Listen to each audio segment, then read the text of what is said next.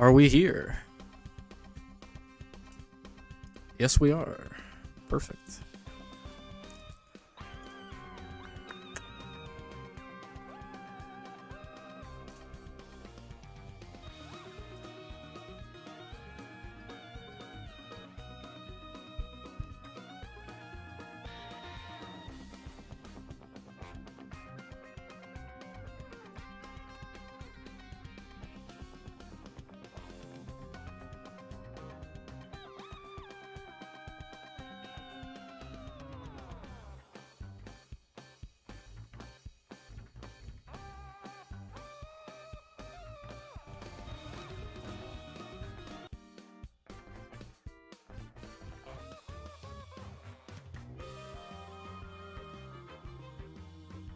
A couple minutes. See if we get more than 2 people.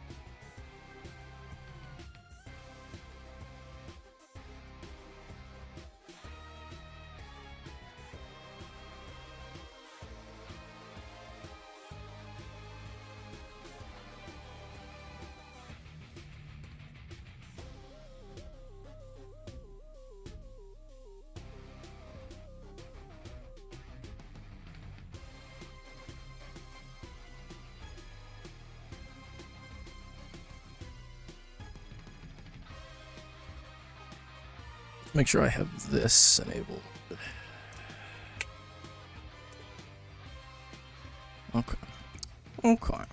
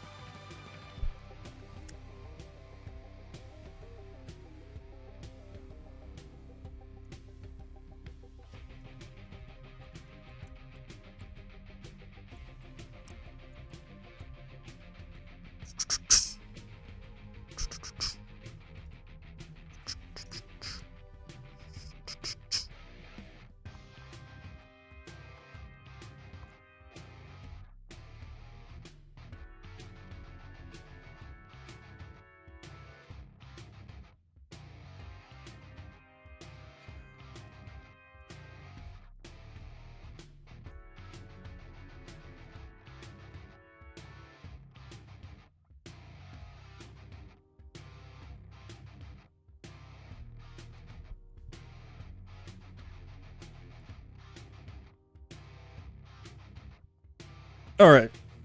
If people really care enough, they'll go and watch the VOD, so whatever. Alright, what is this race? 228. Nobody labels their number anymore. I don't know why. It's helpful. First place by 2 seconds. Compared to second place, 2:05.66 versus this 2:03.70.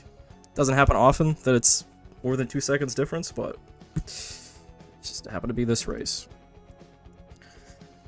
Let's just watch it in its entirety, and then we'll actually dissect it and give some feedback.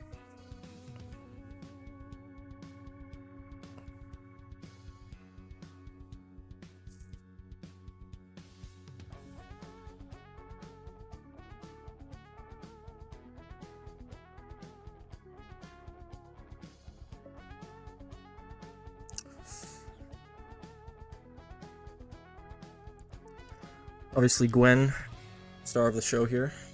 Pretty obvious.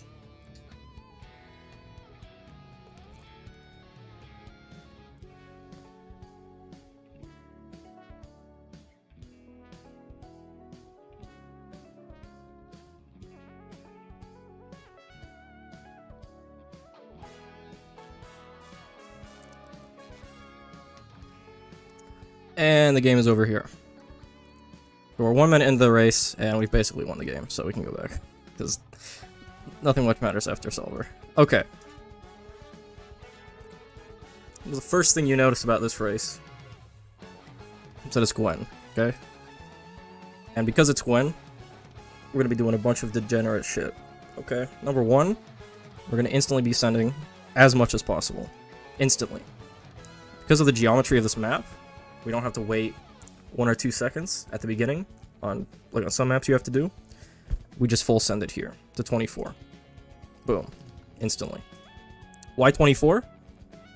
Because guess what is on 25? Yeah, purples. And even though they don't immediately come out, at some point they are, and they're gonna fuck up this second or third Gwen cocktail that we have, right? So we can just chill on this 25, right? Technically, we're not gonna get Pierce capped by just sending 24. We can send out like 30 or 31, right? But in this scenario, it's more helpful for us to just keep purples away for a while. So we 24, and we put cocktail here. Why do we put cocktail here? Why not anywhere else, okay? Easy answer, it hits two lanes at once, okay? This is super nice when you have Gwen, okay? Being able to put Gwen on an intersection, or on a part of track like this, where we're combining, we're basically combining Pierce, right? We have Pierce that's being used up the top, but if we're not Pierce capping up top, we also have balloons that are simultaneously using Pierce at the bottom, right? We're basically doing 2 for 1. And Gwen is still, like, excellent, obviously, if it's just a single path, right? Like, if we're forced to just use Gwen here, right? We're still gonna be, like, chilling. We're still gonna be doing some awesome stuff, right? But the fact that we can put it here, right, it just makes things easier. Just makes things better. There's also something that is... It's Pierce. It's how Pierce is used up on entities, on track entities, and on just towers in general. So if we be using basically most of its Pierce up here, right? We're going to be full sending, balloons are here, Pierce is being used, right? Balloons are coming all the way around here. And when they get to here, we basically transfer Pierce, right? So Pierce is no longer being used on any balloons up here. We're transferring all of that Pierce down here, right? So we're basically surviving longer just because of the placement of our towers, our reactor, right? So we're using a Pierce here, but then when we're getting overwhelmed, right, and it's coming back around here, the Pierce is being used closest to the tower, right? So we're not going to be popping stuff here or here or here. We're going to be popping stuff here, right? So we're basically transferring that. It's kind of the same way with Gwen, right? We're going to be using a bunch of Pierce here, but when stuff is finally getting overwhelmed and coming back around here, now it's mainly going to be popping this. Actually, it's always going to be popping stuff that's down here. We're no longer really popping stuff up here, right? That's why that spot is so good. And the name of the game on this race is always having Gwen down. Okay, if we do not have Gwen down, we're probably doing something wrong. Now there is an instance here later on where we do pause a bit, so there's some exceptions. to the rule of always having Gwen down. But basically, you want 100% uptime on Cocktail throughout the entire game, because Cocktail is insane, especially because we have Alk buff. So we first Gwen here, boom, instant micro to get second Gwen. This is a little slow. It's not like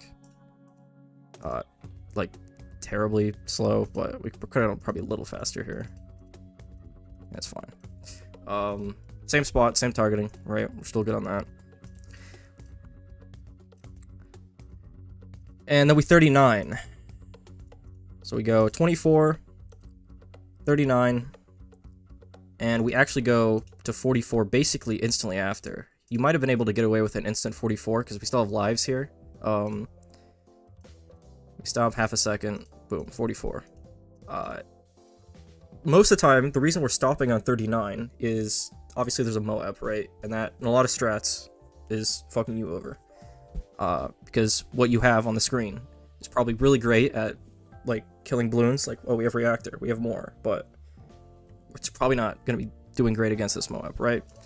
But if we have towers that can kill the Moab, like, fuck it, send further, right? Like, 41 is not that bad, 42 really isn't that bad, right? 43, alright, we got some ceramics, we're starting to get more, but, you know, if you don't have to stop on 40, don't, right? Just send it.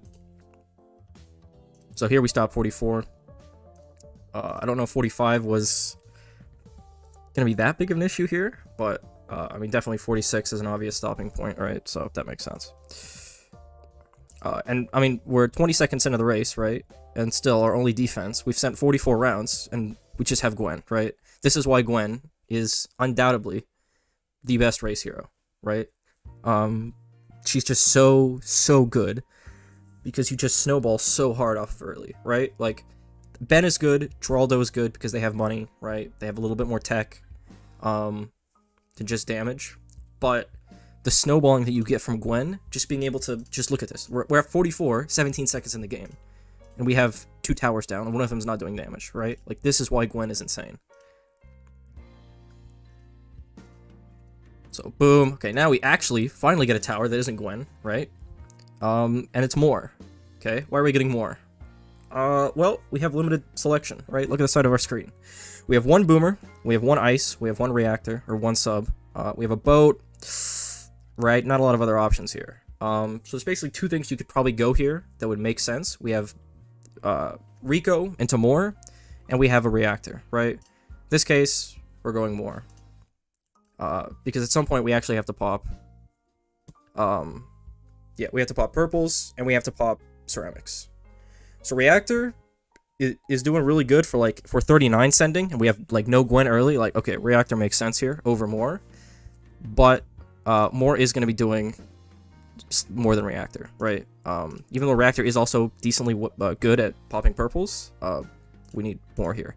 Now, if we had, let's say, tack, and let's say mail was disabled, and we had Roth or recursive, we're probably using both of those over more, right? Obviously, because more is just not, it's not great, but it's usable. But in this scenario, we don't have that, so more is the best option, right? We're really limited by towers here. So obviously, pre-Alk buff, that's something I'd always do. In this scenario, a lot of times I advocate for 3-2-0 Alk on basically everything. But in this scenario, I think 3-0-0 is fine. Because we're basically instantly getting this, right? Nah, I still think 3-0 is probably better here. That's fine. I'm fine with that. So, we do pause a bit here, and we don't have Gwen. I mean, obviously he played the race, and he probably did instant Gwen 3 after his second, and he found out it wasn't good. Normally, I would always advocate for just, like, always having Gwen down at all times, if possible, right?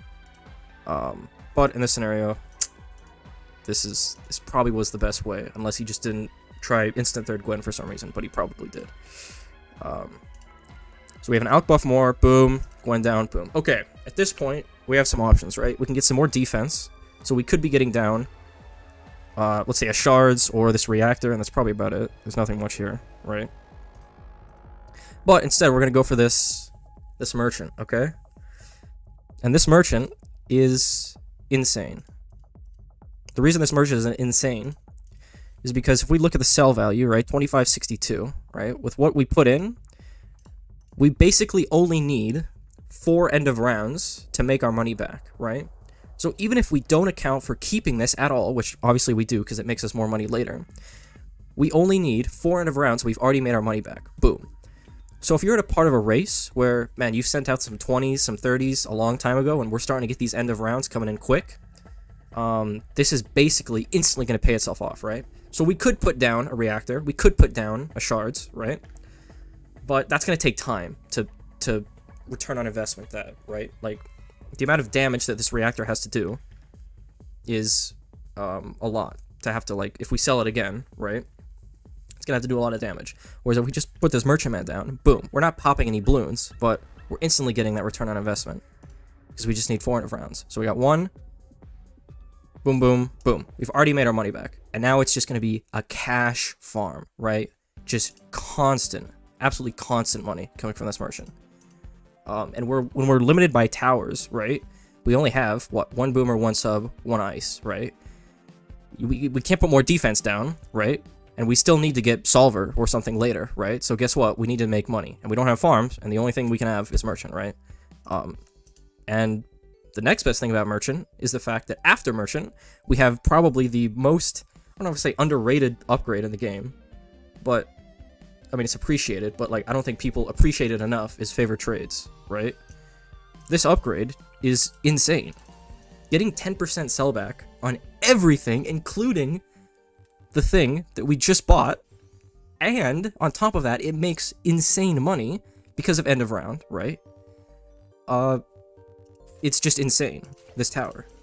I don't think people understand how good this tower is, and how fun it makes races, right?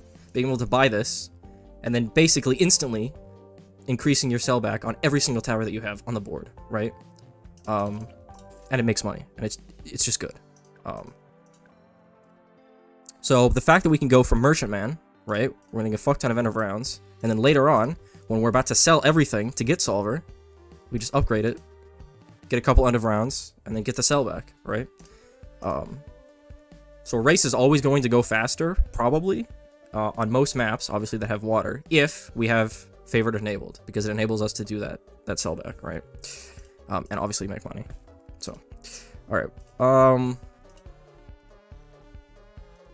So where are we at? Okay, so we put merchant down, right? We're at 54. We sent 54 a while ago. 55 is a bit brutal, that first ceramic wave, so that's an understandable spot to stop. And then I think this is the full send right here. So we're full sending 29 seconds in, right? This is what we have on the board. We have 1 Gwen, cocktail down, more merchantman. Okay? You might be thinking to yourself, wow, this seems like a really early full send for what we have on the board. Well, boom, 78 right there. At some point, I feel like I'd want to see a 3-2 alk buff here. I'm not quite sure the math. If we do actually make our money worth, basically if we go 3-2-0, this boomer is, I don't think it's exceeding the shot count, so we basically just get a +1 second uptime, which if it's making its money back on the sell value of this alk, right, we lose what, 300, 400 bucks, 300 probably, on getting 3-2-0 alk versus 3-0-0 and selling it. If we make that money back with more, then we've profited, because not only have we popped more balloons, because we have that extra second of uptime, well, yeah, I mean, that's what we did. We popped more balloons, right? And our money is equal, so... but it doesn't matter that much, 3-0 versus 3-2-0. I mean, if this is something like an overdrive, obviously 3-2-0 alk is just 10 times better, but in this case, probably splitting hairs here on what's better. So constantly alking that's good. Then we go for reactor. Again, there's not many things that we can go here, right? We have mortars, that's basically it, and this ice, right? So getting reactor here is good, also because, well, we have no camo, right? So, I mean, we kind of need this anyway. So boom, reactor, that's fine, we full sent. I would have liked to seen a little bit more alking here, maybe on this reactor. It's just worth it, because you just get that damage, and it's instantly turning its money's worth because we're just popping more stuff, right? We're doubling the damage, basically, of this reactor. So that's what I'd like to see. I don't know if he tried that and he found out that it was just worse and shit, and I don't know what I'm talking about, but whatever, right? Okay. Always Alk on this Gwen. Obviously, you don't need... I don't know if there's more casual people watching, but the reason that we don't upgrade this Alk to maybe 320 on this Gwen is because it doesn't matter, right? When we launch this projectile from Gwen, the uptime is infinite, effectively, on this cocktail, right? The buff will always be on that cocktail, right? It's not like a time limit, like an attack from Gwen, right? So you only need 300 Alk on this Gwen. You don't need 320, and it'll last the same amount, or as long as this cocktail is on the ground, right? That's why Alk buffing track projectiles is super nice. Alk buffing a jungle's bounty is super nice because you outbuff the track projectile, and it's Alk buffed, right? It stays there. Until it goes away, it has that Alk buff, right? So that's why Gwen in this is really nice to Alk buff. And to be fair, Gwen is still fine without Alk buff, right? We'd still use Gwen a lot if we didn't have Alk because it's still insane.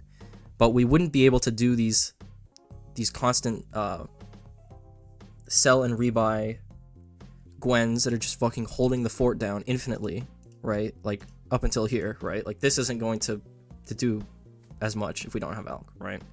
So early game, Gwen is still fine without Alk, but the later we go on, Alk becomes so nice for just scaling for these, like, super ceramics especially. Alright, where were we? Probably can use my arrow keys here. A bit more professional. Okay. Alk buff that, boom. Boom. Okay. So now at this point, we've sent 78. It's good. We don't need 79 or 80 because we just don't.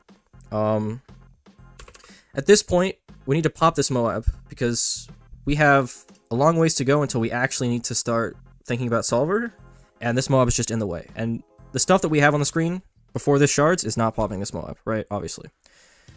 So Shards is super nice because, number one, it's still actually helping us defend, right? It's not like we're just getting this for the Moab, right?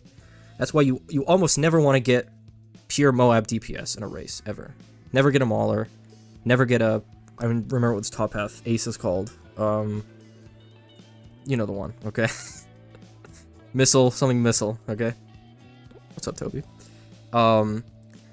Just get Shards, because Shards is doubling as... Not only are we popping this Moab, but we're also doing insane damage to balloons, because it's Shards, and Shards is insane, right? So we do this, right? Micro and Gwen, that's fine. Boom, Shards. This is a nice little bend for Shards. It doesn't really matter because we could put Shards anywhere and it's still going to do massive damage. But this is a nice little bend.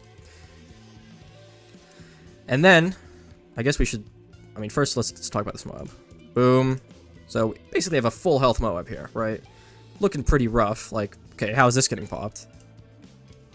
And boom. Popped. Shards is just good. I don't know what to say. Just good tower. So that Moab is now dealt with. Now we have this Moab here, which kind of is an issue. I think this is the 50 Moab. This is kind of an issue, but we can deal with that later, right? Let's talk about the full send for a second. All right, we full sent at 29 seconds, right? So 63 is coming out now. Boom. First wave of 63, I think, is 4 seconds until the first wave of 63 comes out. So keep that in the back of your head. Okay, we can see the flag. So 76 came out about half a second ago, right? So you can kind of visually see where 76 is and the first wave of 63. I think it's this, where that purple is. Yeah, okay, you can see it right there, boom. Kind of in this general area, this is 76, right? So the thing that kills you the most on full sends, basically 99% of the time, is not going to be kind of this stuff here at the front, right? We have...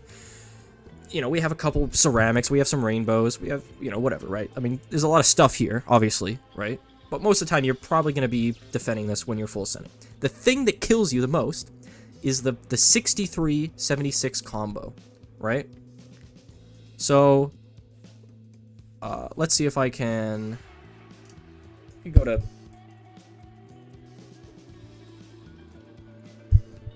Let's go to Topper, real quick. Round information. Regular. Okay. So we have 63, right? We're full sending. First wave of 63. We have 40 ceramics in this tiny ass space. Look at this. They come out basically instantly, right?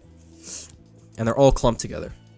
So this is 4 seconds after. Now, if we scroll all the way down, we have 76, right?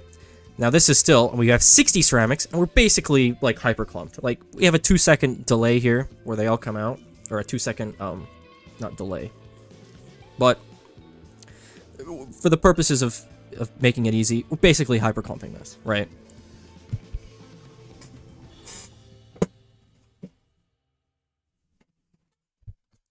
So what happens is because we have round send delay, right?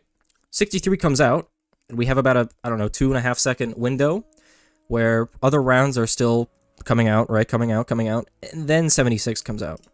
So 76, right, lasts about 2 seconds. We have about a 2-second window here where we're waiting after we've sent 63. And this comes out 4 seconds after, right? So 2 seconds here.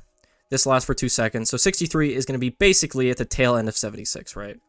But it's basically, it's just all clumped together, right? Like, essentially it's all clumped together. So that's about here, right? So this is what kills you, right? The stuff here, we're surviving, right? We have more, we have Gwen, like, we're doing okay. So we keep doing this, right? We do this, and we watch the round sends here. This thing is about here. And boom. Now we send 81. So probably most people here know what sending around 81 does. But if you don't, quick refresher. Every single ceramic on the screen, it doesn't matter if you sent this ceramic back on 38, okay? This ceramic is now becoming a super ceramic, right? So we have no children. So what that essentially means is pierce is less, okay? That's the easy way to say it, right? The entire amount of pierce that we need on the screen is more than halved. In fact, it's probably even more than halved. Yeah, it's just insane. Because we have no children, right? From any of these ceramics, every single ceramic on screen. Think about how many rounds have ceramics in them in the 50s and the 60s. And even the 40s, right? And obviously 78 and 76. Think about all of those now no longer have children, right? So on one hand, this is super, super nice for some towers because we need way, way less pierce to actually do stuff. On the other hand, right, this is the flip, the inverse, we make way, way less money. Way less money. So it's a risk versus reward type of thing, right?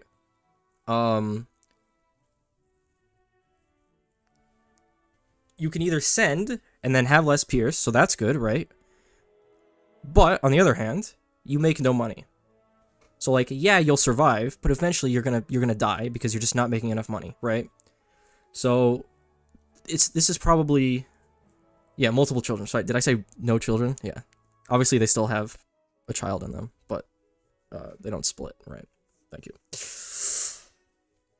So this is one of the, I think, the most least used mechanics in races. I feel like we have a race that goes past 78, and then people are talking about the race, and then 3 days into the race, people are like, wait a minute, did you know that if you send 81, like, this just gets easier? It's like, well, yeah.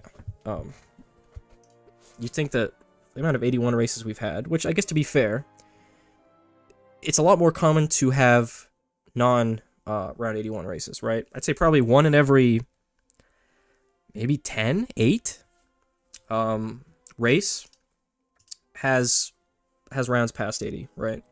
So we don't get to see the mechanic used often, but it's just super underrated. Depending on the towers that you have, right? And I think this race showcases this perfectly. You can just survive longer, right? It's just, if you have the towers, you're just surviving longer, especially with ice, right? When we have snowstorm, which synergizes perfectly with sending 81.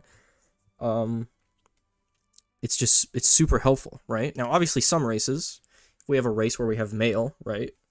there's absolutely no reason to send past 81 because we have mail and we're going to go into super mail, right?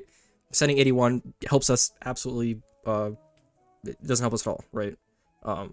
So that's an example of a race where there's no reason to send 81, right? But on a race like this, given the circumstances, given the towers, it's really useful. So we send 81 and we time 81 when the 63-76 combo, remember we talked about this earlier, is right about to hit our towers, right? So I think it's around there. It's coming up here at the bottom bend. And boom. So right here, everything on the screen, super ceramic. And obviously, you know, Reactor is not doing much here against these super ceramics. This Merchant Man is obviously not doing anything. Shards is doing something, but it's not going to be, you know, insane. And this Boomer, it's tickling them, right? But it's not decimating these super ceramics. So the thing that's actually doing the most damage here is this Gwen cocktail, this Gwen Outbuff cocktail. It's just insane.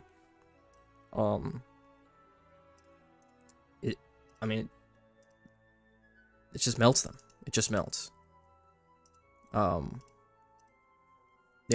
Alk Gwen is, I mean, dare I say underrated? It's just so good. It's just so good. Because you think in an instance like this, right? It's like, there's no way we're surviving this, right? We have a Reactor and a Boomer. It's like, okay, how are we surviving this? Well, we have Alk Gwen. So is the whole game. Now, I don't know exactly why he sent 84 here. I don't agree with this 84 send at all. I don't know if I'm missing something, but you really only need 81 to get that change to super ceramics, right? This 82, 84, I'm not seeing it. I'm really not seeing it. Because health and speed are both slowly being ramped, right? And that affects everything on screen. Past this. So I don't know. 83 is long. So you do eventually have to send 83, right? But we full sent around 29. 78 is coming out around 34. So we have about a 30-second window after 34 to then send 83. 78 is 90 seconds long. 83 is, I think, 60 seconds long. 60.21, I think. So we have about a 30-second window, and obviously you don't want to send it at that 30-second threshold. You want to send it maybe 5 seconds before, right, depending on how close it is. But so we do this at 34. We really don't need this 84 out until way later, and we send it so early here. I just don't agree. Don't agree with this. Yeah, look at this. We're sending this out at 40 seconds, so we have ample time to chill here on this 83. The only thing I can think of is he needed the money from the ceramics on 83, but I just highly doubt that. But I don't know. Maybe I didn't play the race enough to see a benefit, but I don't agree with this 84 at all. But that's fine. I mean, it doesn't matter that much. The health and the speed ramps slightly, but I mean, it's not game changing, right? Just a little optimization that you probably should do. Okay, so we shards this Moab, right? This Moab is obviously an issue. We need to get rid of it. We explained earlier, shards is really good. So boom. Shards the Moab. Okay, now at this point, we need to go into towers that are going to be doing a lot of things here, right? And the tower that's going to be doing a lot of things here, you basically have two choices, right? We have Snowstorm, and we have Glue Strike. Now, the YouTube strats, all we're going Glue Strike, because to be fair, it's an easy concept to grasp. It's pretty easy, right? You go Glue Strike, you sell everything, you use Glue Storm, right? That's fine, that's simple, it's easy. People, I wouldn't even say got baited, because it's fine. It's a fine top 50 strat, right? But in this case, Snowstorm is better. It's harder to use, but it's just better, if you know how to use it. So we do that, and we only have one ice, so we have to sell the shards. Normally, you probably would put down the ice for the Snowstorm, and then maybe sell shards after, but we probably would usually keep the shards, but because we have one limit, we have to sell it. That makes sense. Put it in this bend here. I would have liked to seen this maybe... use the track a bit better here. We could have put this a little more right, because I feel like we're wasting a little bit of space. But, I mean, again, kind of nitpicking here. The shards seem super RNG. Yeah, I mean, you could probably time it if you're really honed in. You could probably look at where the Moab is and kind of get a rough estimate. So obviously that didn't do anything, but I don't think it was in range. Here, yeah, I mean, you probably can't even wait until the Moab, if you didn't hit it on this proc here, goes around, because you need to get this snowstorm down ASAP. So I'm curious to hear from him how much shards RNG there was, or if he honed in and timed it.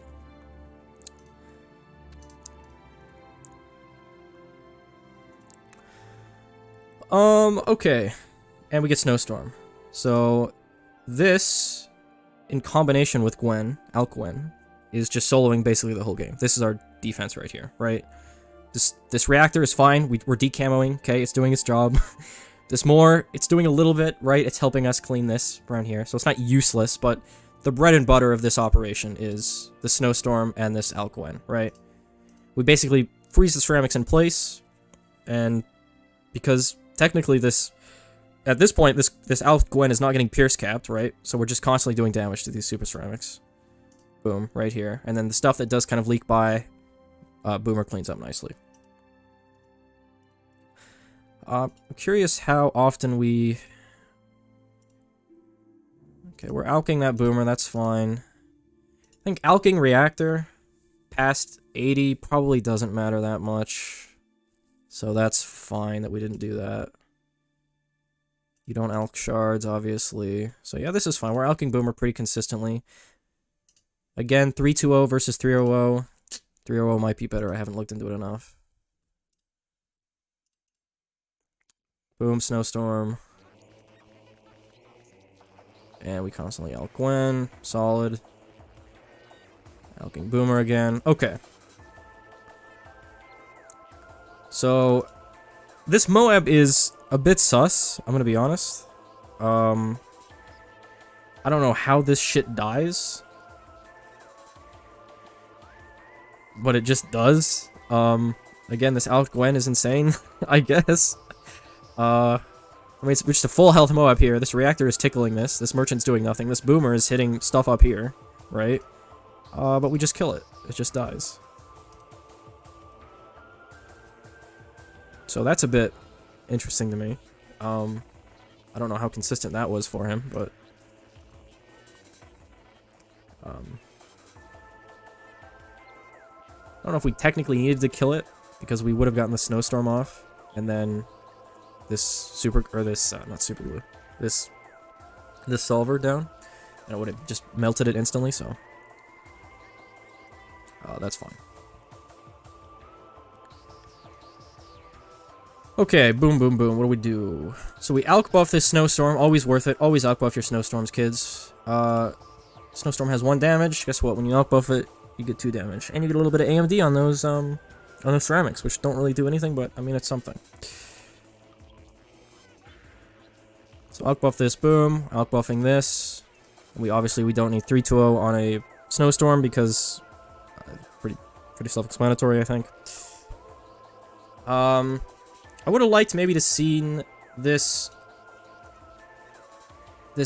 Merchantman upgraded maybe after somewhere around here. I would have liked to seen this favored up. Actually, I don't know.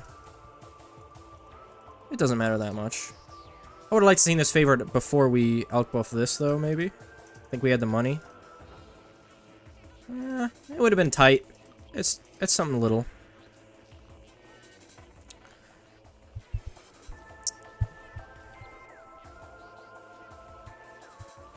Cocktails 3, yes. Yeah, the cocktail does actually do a surprising amount. And the mob hitbox is surprisingly big. With Gwen on strong, I do not think so. I think we're constantly just first here. I think we're constantly on first here. Yeah, I think we're just constantly on first here, which is fine. That could have been maybe a small optimization there, going on strong. We're not doing a whole lot of damage. We are kind of helping this shit that's leaking. But again, very small thing there. Oh, ooh, don't see that. Okay. So where are we at? We got merchant, so we're upgrading to favored. Maybe would have liked to seen that be upgraded earlier, but we're just nitpicking there. If money was a bit tighter, I think you would have. But another important thing about this boat is wherever we place our towers, right? Our tower placements here need to be. You need to think about your boat when you're doing these tower placements, right? Because eventually we know we're upgrading this boat to favored, right? So because we're upgrading it to favored, obviously, we need to have every single tower that we place on the screen, ideally, be in range of favored, because we're selling everything at the end, right? So I think he does a pretty good job here of placements. This ice, again, is a bit high. I would have liked to seen this ice a bit more right for, A, more track coverage, and B, being a little bit safer range of favored. I think it's in range. It's hard to tell with the hitbox of the snowstorm. But obviously we have our boomer. Maybe would have liked to seen Gwen there. I mean, we're not getting a huge amount of sellback, and being able to be on first here and shooting stuff that's leaking is nice, so that's not really huge. Obviously our reactor is in range. And obviously our glue doesn't have to be in range of this boat because we're not selling glue, right? We're going into the solver. So that's the one tower that we don't need to have under favored, obviously. And here we just sell because we have money. And boom, solver. With 2.2k to spare. And there's not really a whole lot of things at the exit. So I'm curious how much further this could have been pushed. Again, the limiting factor is probably that first full send wave, that 63-76 combo. Rather than, like, looking at this and saying, oh, we have money left and we have stuff technically not at the exit. But it definitely could have been pushed a little bit further. But I don't know how much. And then we get solver. And the game is basically over at this point. We've won the game. You can actually relax and do absolutely nothing past this. You have to do a couple things, but essentially the game is over.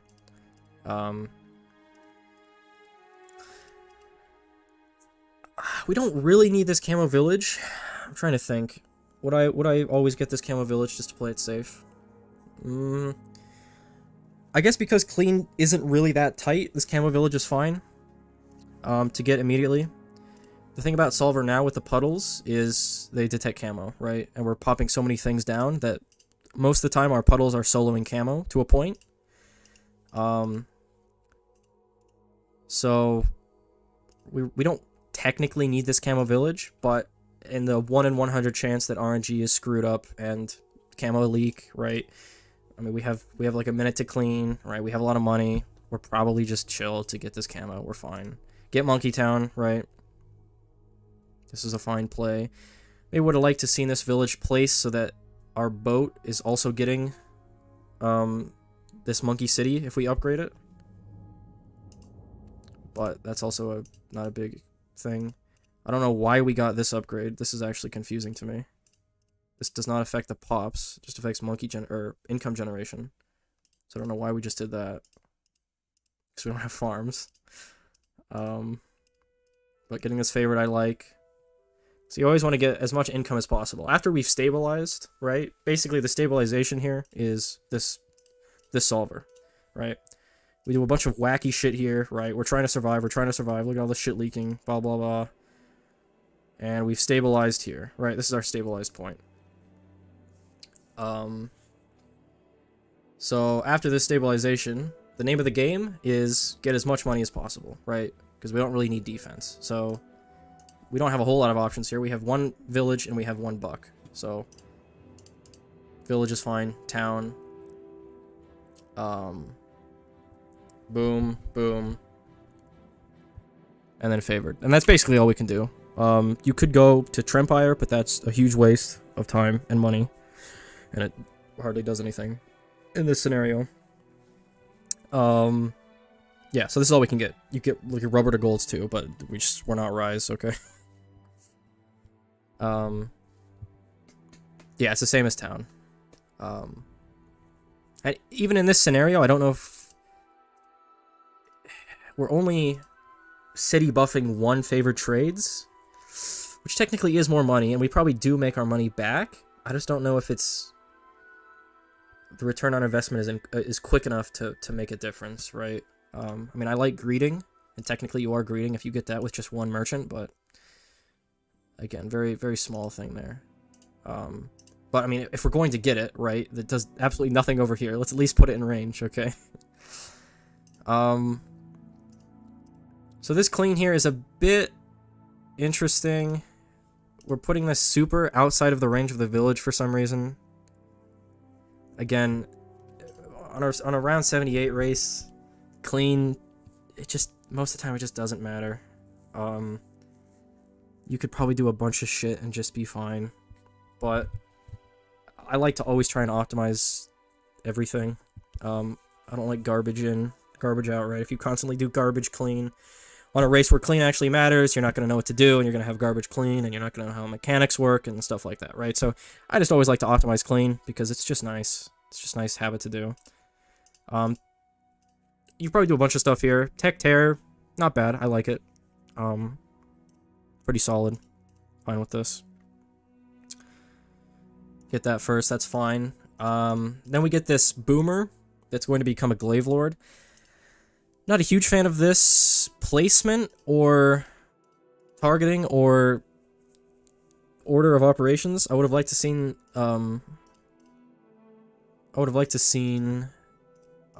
these unstable concoctions come out earlier. Oh, he doesn't even get. Oh, he does get them. Yeah, I would have liked to seen these unstable concoctions come out earlier. You get a lot of value from concocting ZOMGs, right? We're not really doing a whole lot with just BFBs here, so I would have liked to seen this tech terror, and then we don't need this more, right? This isn't doing anything until we upgrade to Glaive Lord, so I would have liked to seen some concoctions here. These snipers, I would have liked to seen these in range of the village. Because we have a discount village, right? Might as well use the discount for our snipers. Again, none of this matters. I mean, you could do anything here and win. This is all really nitpicky stuff, to be fair. I like optimizing every part of the game, right? And I like seeing good clean. And that's all. So this is fine. We do this. Order of operations a bit whack here. I would have liked to seen this Glaive Lord on strong, to get the shred on ZOMGs. Instead of prioritizing these BFBs here, but again, super nitpicky. Concoctions here, that's fine. I would like to see these concoctions on strong instead of first. Again, putting concoctions on a ZOMG is just, you get a lot more value than BFBs. And then we upgrade snipers. And screen cleared by... yeah, I mean, 7 seconds here, a little sloppy. Usually when the camo ceramic wave of 78's coming out, I want to have my screen cleared, right, at the latest, so this is fine though. Again, it doesn't matter. And then there you go, 203.70.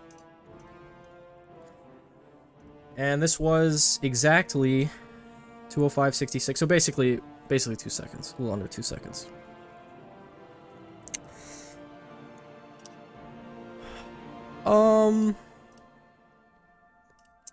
We go over a couple things.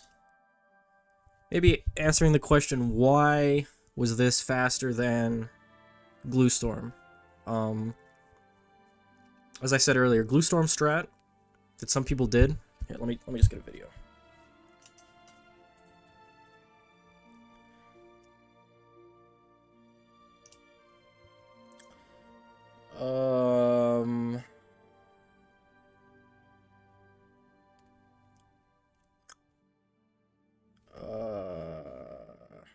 It's a storm strat. Yeah, so Gluestorm strat. This is fine for people that want to get top 50. Absolutely fine. Nothing wrong with this. Why? Because it's very easy to comprehend, right? It's very easy to see what happens when you glue storm the whole stream, right? There's a little bit of micro involved, right? But there's no like 81 tech, right? People aren't confused about that. So boom. So why are we using storm instead of even glue strike, right? There's a question you can ask. Why aren't we using glue strike? Number one, because we have 81, snowstorm becomes way better than strike. Because even though both are doing minimal damage, right? Like this strike isn't breaking down these super ceramics, and this snowstorm isn't breaking down these super ceramics, right? The stall potential that we have and the pierce is being utilized way better on the snowstorm, right? Not only do we have the Arctic wind, like look at this, right? Look at this. You have glue strike, right? This costs 64.84, right? This costs 59.18. So already, snowstorm is cheaper, right? The next benefit is we have inherent camo if we go top path, which most of the time you want to go top path because we also have permafrost, which if you snowstorm the screen, permafrost affects all snowstorm balloons, right? And the third thing, which is probably one of the best things about it, is we have the actual radial slow, right? And this thing, it does slow, but we don't have the good crosspath for slow, right? Because we can't, we have to go top. And it just doesn't have pierce, right? Like things are instantly getting by this. Whereas with this, we have infinite pierce on the slow, right? So everything here is just slow.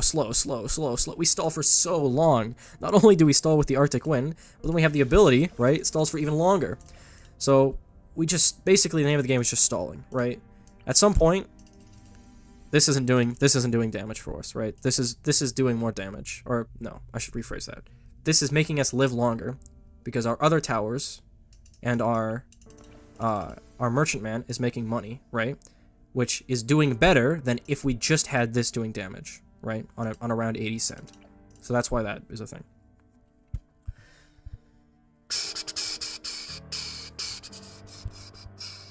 Okay.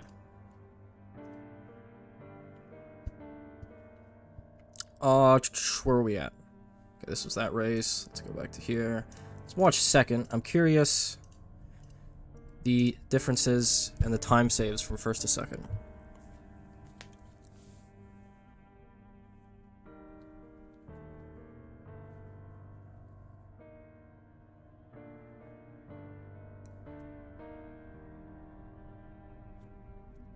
And yes, TSP saying is also useful to know in that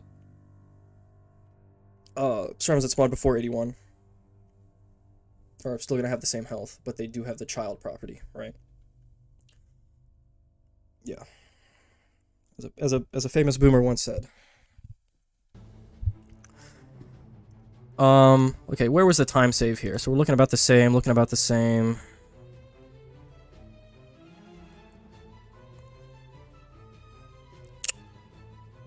Looking about the same.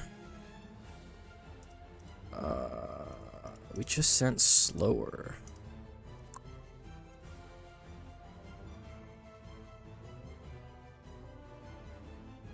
So sometimes it's interesting to look at top 3, maybe top 5, but most of the time just top 3 strats.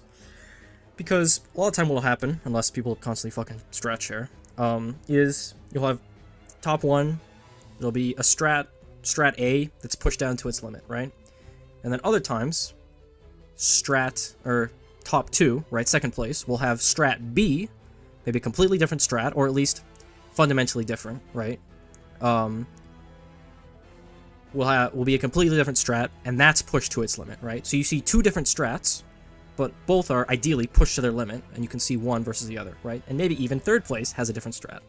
Now, most of the time that doesn't happen. It's 1 through 3 probably has basically identical strats because they fucking jerked each other off and sent them their runs in a Discord somewhere. I'm not saying these people did it, right, to be fair. I don't know who does that, but a lot of times that's what happens. You just get the same top 3, which is, in my opinion, really boring. To be fair, strat sharing isn't like a sin or a crime. Like, if you're watching someone race, like, that's fine, like, helping them.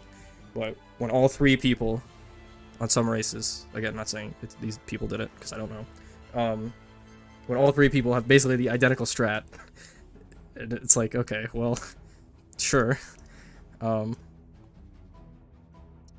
Yeah, it's cool to see differentiating strats based on how different people approach the game, right? That's what's cool to see. Where was I? Let's see, what else could we talk about here? Oh, here's another thing. So, I was clued in, and I saw, who was it? So I had Par here, right? Mobile racer. Some could say the best mobile racer. Unless Light comes back. So, Par was first, basically, the first 3 days. I think. I didn't religiously check the leaderboard, but I think I saw him up there most of the 3 days. But he only ended up getting 5th, right? And he is obviously not happy about that. Understandable, right? Never happy when you're the first 3 days and then you get 5th. The thing is that the leaderboard basically doesn't matter the first 3 days. It literally shouldn't even exist in anybody's mind, because it actually doesn't matter at all. Being first for the first 3 days is absolutely worthless on every level, for a lot of reasons. Number one, you shouldn't be pushing strats for the first 3 days at all. You shouldn't be pushing strats. What you should be doing is finding strats, finding what works, finding what doesn't, right? Experimenting, doing a bunch of wacky, crazy shit, right? That's what should be going on the first 3 days, right? The trap that you fall into is if you find what you think is a really good strat, maybe day 1 or 2, right? You look at the leaderboard and you're like, holy, I'm 5 seconds ahead of everybody else, right? My strat must be insane. They just haven't figured it out yet, right? The trap that you fall into is you assume that that strat that you have, right, maybe with a couple modifications here or there, right, optimizations later on, but you assume that the fundamental base strat that you have is the best, and you're pushing that, right? And you're hoping that you can push it farther than anybody else that maybe finds that strat can, right? But that's a very, very, very flawed way of looking at it, right? You should always be looking at a race and optimizing it and finding strats, and then last day, I would say honestly the last like 8 hours, that's when you should actually be racing, right? That's when we're actually speedrunning this game, right? Because that's what a race is, it's a speedrun, right?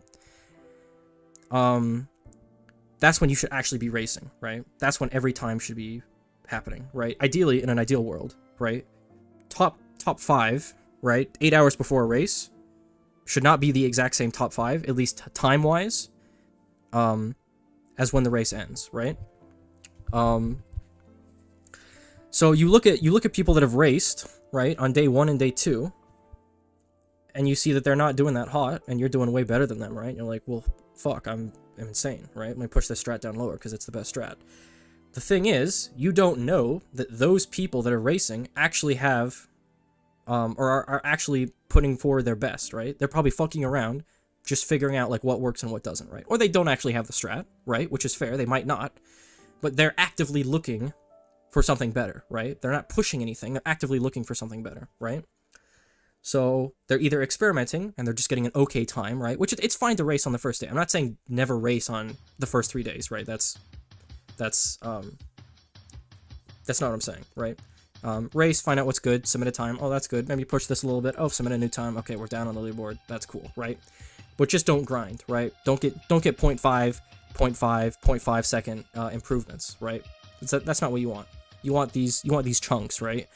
You want to have a strat, okay, I push this, boom, 5 second time save, with a completely different strat. Those are the things that you're looking for, right? You get the 0.5s, the 0.2s, the 0.1s, right? You get those the last day of the race, right? That's when we should be grinding and pushing. So I get Par's sentiment here, that it's rough that you play a race and it looks like you're first for the first 3 days, and then all of a sudden, people, you know, quote unquote snipe you, right? And they, you know, they get faster times. It's like, well, fuck, right? Like, that sucks. So I feel him, but on the other end, you should always be optimizing, right? You should always be going forward, right? Day 1, 2, 3 is all about finding strats, experimenting, doing crazy shit, right? That's what should probably be happening here.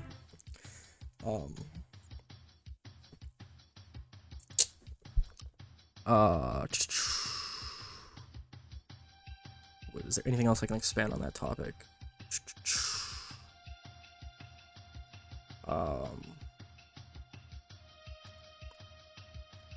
Yeah, also, never feel like you have, the best strat, right? Never feel like you're good, right? Just because you're first with 5 minutes left in the race doesn't mean you're, or I guess now it has to be like 10 minutes, or, you know, within like an hour left, right? Don't just assume you're first, right? You're first when the race is over, okay? That's when you're first, right? You're not first an hour before the race ends, right? You're first when the race is over. So I'm always, if I'm going for a top 3, I'm always racing up until I physically can't, right? I'm not like racing the entire day because I have to actually do stuff, right? But, you know, 2 hours left, I might hop on and just chill, just race a bit, right? Till the end. Or 1 hour, right? Depends on how I'm feeling. Just always go up to the last second, right? Never feel like you could have done more, right? Because you literally did up until the last second, all right? And if someone has a better strat than you and they pushed harder, then it's like, okay, well, you know, that happened. I tried my best. I looked at every strat I could. I went as fast as I could on this strat, and, you know, so that makes you feel like you never missed something, right? Because even if you did miss something, you did everything you could, right? Other than asking 20 people what the strat is, right? So, hey, we have Leo here. Talking about the race.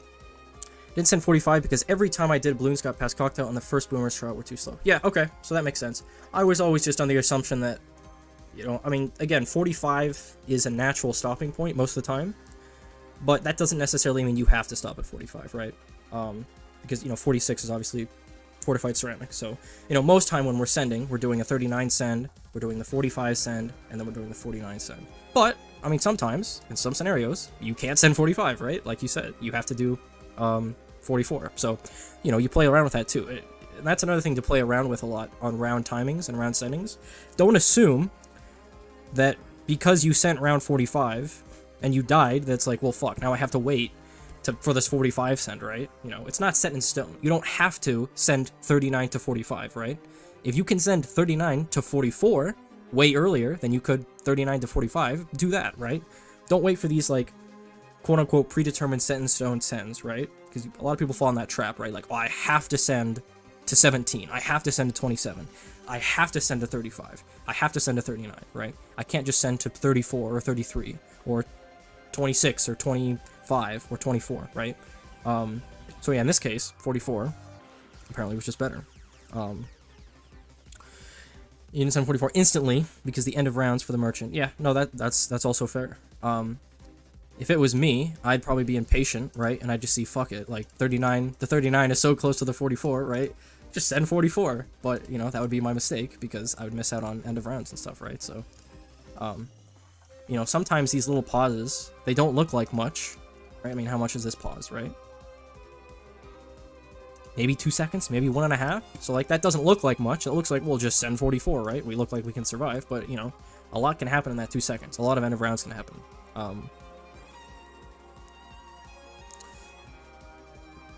And the 3-2 alk on the boomer. Yeah, that, I mean, you do have to micro more. That's 2 more inputs, right?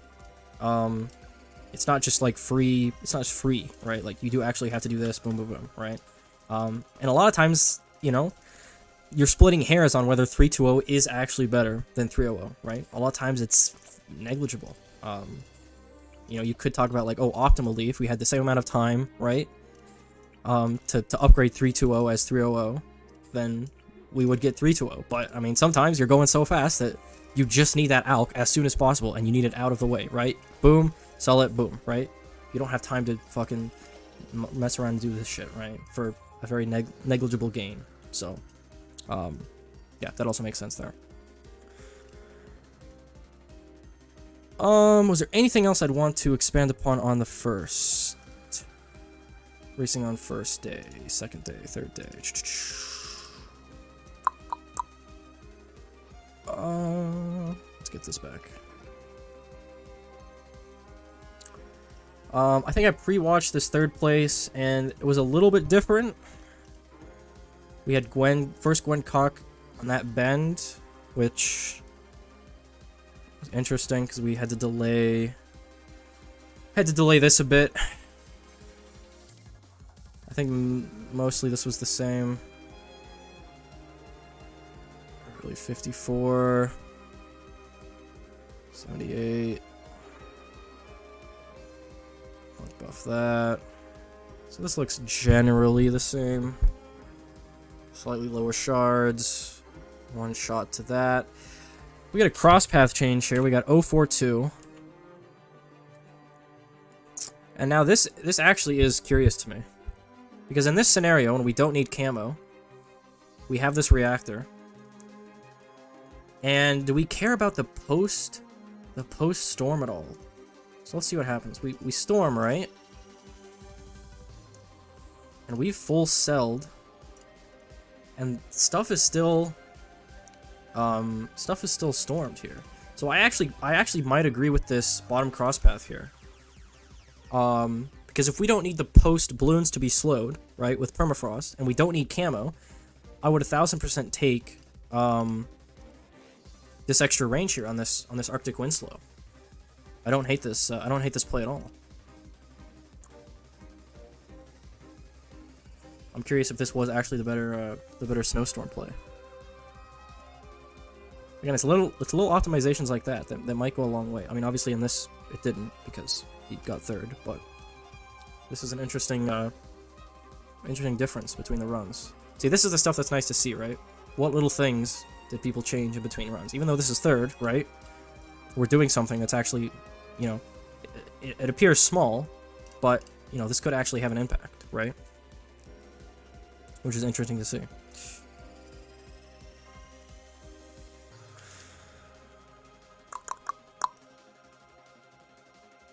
Let's see what else did we do here.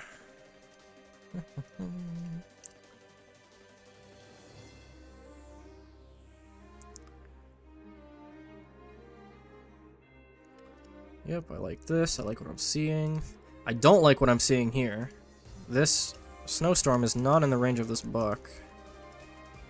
Not a fan of that at all. I feel like that was a super easy optimization you could do, right? Just placements, right? And even this snowstorm in general, we're so far to the left. I mean, look at the coverage we're getting here, right? I mean, it's subtle, but I like this coverage way more. And we can actually also get in range, right, of this. Easier. So small things there. This solver position, I mean, if clean is easy enough, right? You obviously want, or you could afford to have solver be here, for example, right? So ideally, you want solver here, right? Because not only are we getting the back, but we're also instantly getting stuff here and getting way more money, right? But if it's a really, really tight send, and you have shit eating ass at the exit right here, right? This might be your play. You might have to get it here, right? Because now with new solver, hold on, let me find this video. I think on Par's run, if you look at his solver, right, he has back solver, right, which is fine. I like this. Because now, right, old solver would instantly die to this. But now, right, we have more right here. We get this, Look at everything that's eating this exit, right? Old solver 100% dies here. If not these balloons, these Moabs, right? Or the lack of camo or a number of other things, right? But, boom, just decimate it. Everything's fucking dead, right? So now with Solver, you could afford to have this actually at the back of the track and still live. Because Solver is insane now. I don't think people actually understand how good Solver is. This and Roth are probably the two things I want to have changed in races, because Jesus Christ, they're so... just... it's too much, man. They're too good. So, there is some consideration to have whether maybe Solver back here was a play, rather than having it up here. Because we could survive this, right? Obviously, for this run, for the first place, I mean, he has nothing at the exit, right? Like, we don't need Solver to be here, obviously. But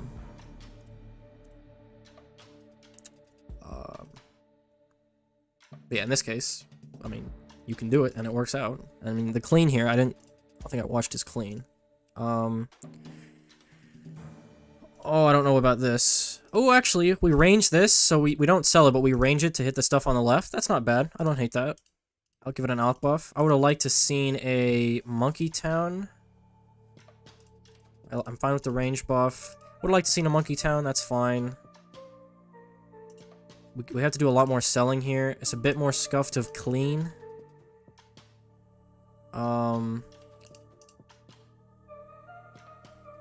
Yeah. That brittle is interesting. Screen cleared 156 basically, or at least with blimps. Yeah, so not bad.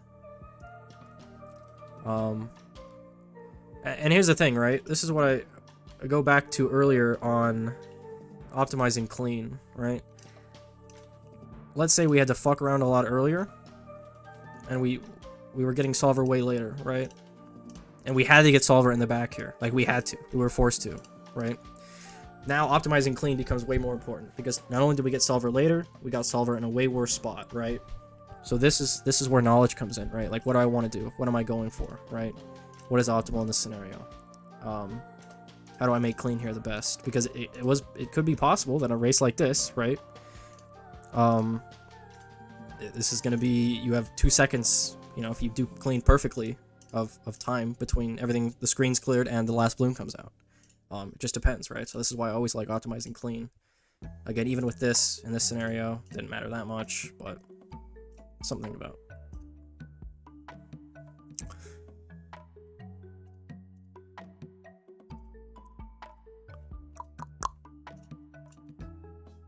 Oh, let's take this. What is this? Ooh, a lot of stuff happening here. Ice Shards RNG, it was fine because I could wait 3 or 4 shard hits. Okay. So you didn't instantly need that snowstorm. That's interesting. Died most of the time around 32 to 35 seconds because no Merchantman end of rounds. Yes. End of round and Merchantman. So in a race like this...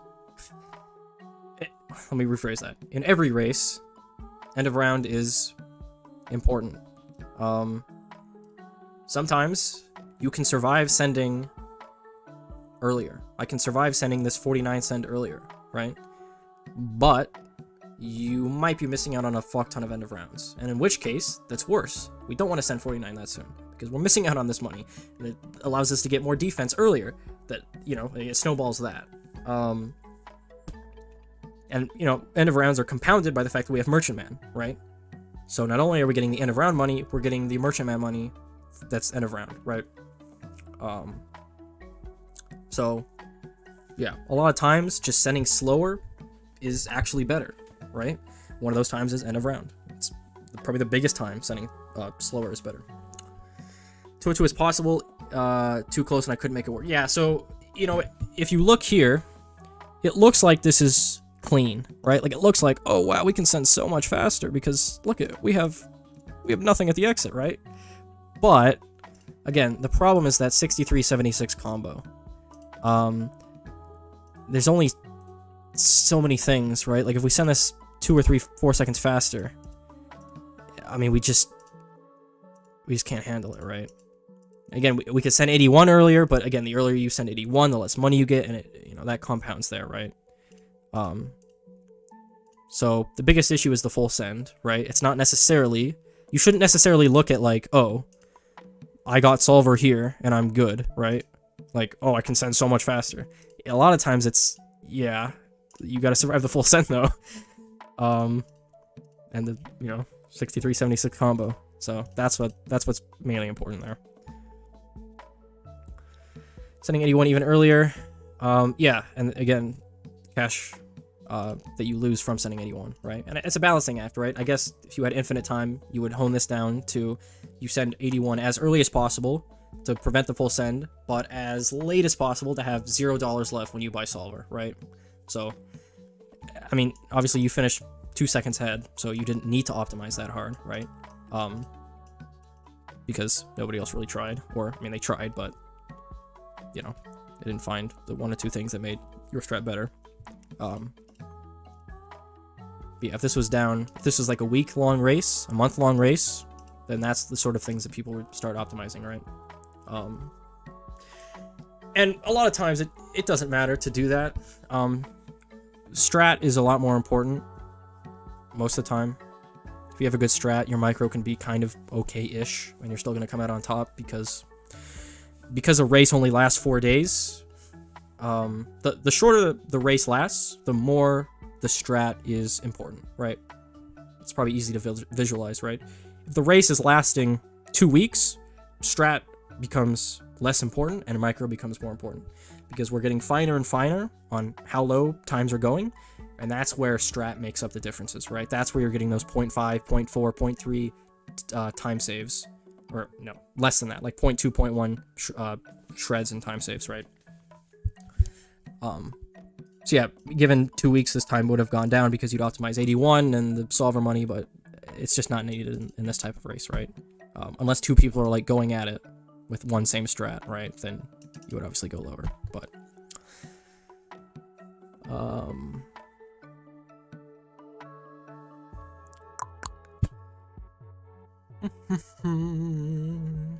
five minutes to get 204, hour plus to get 203. Yeah, Merchantman, Reactor, RNG, right? If you had infinite time, you would get, at some point you would get RNG that's better, and you can get lower. But, I mean, people have jobs and work and actually play better games, so you don't want to be doing that all day.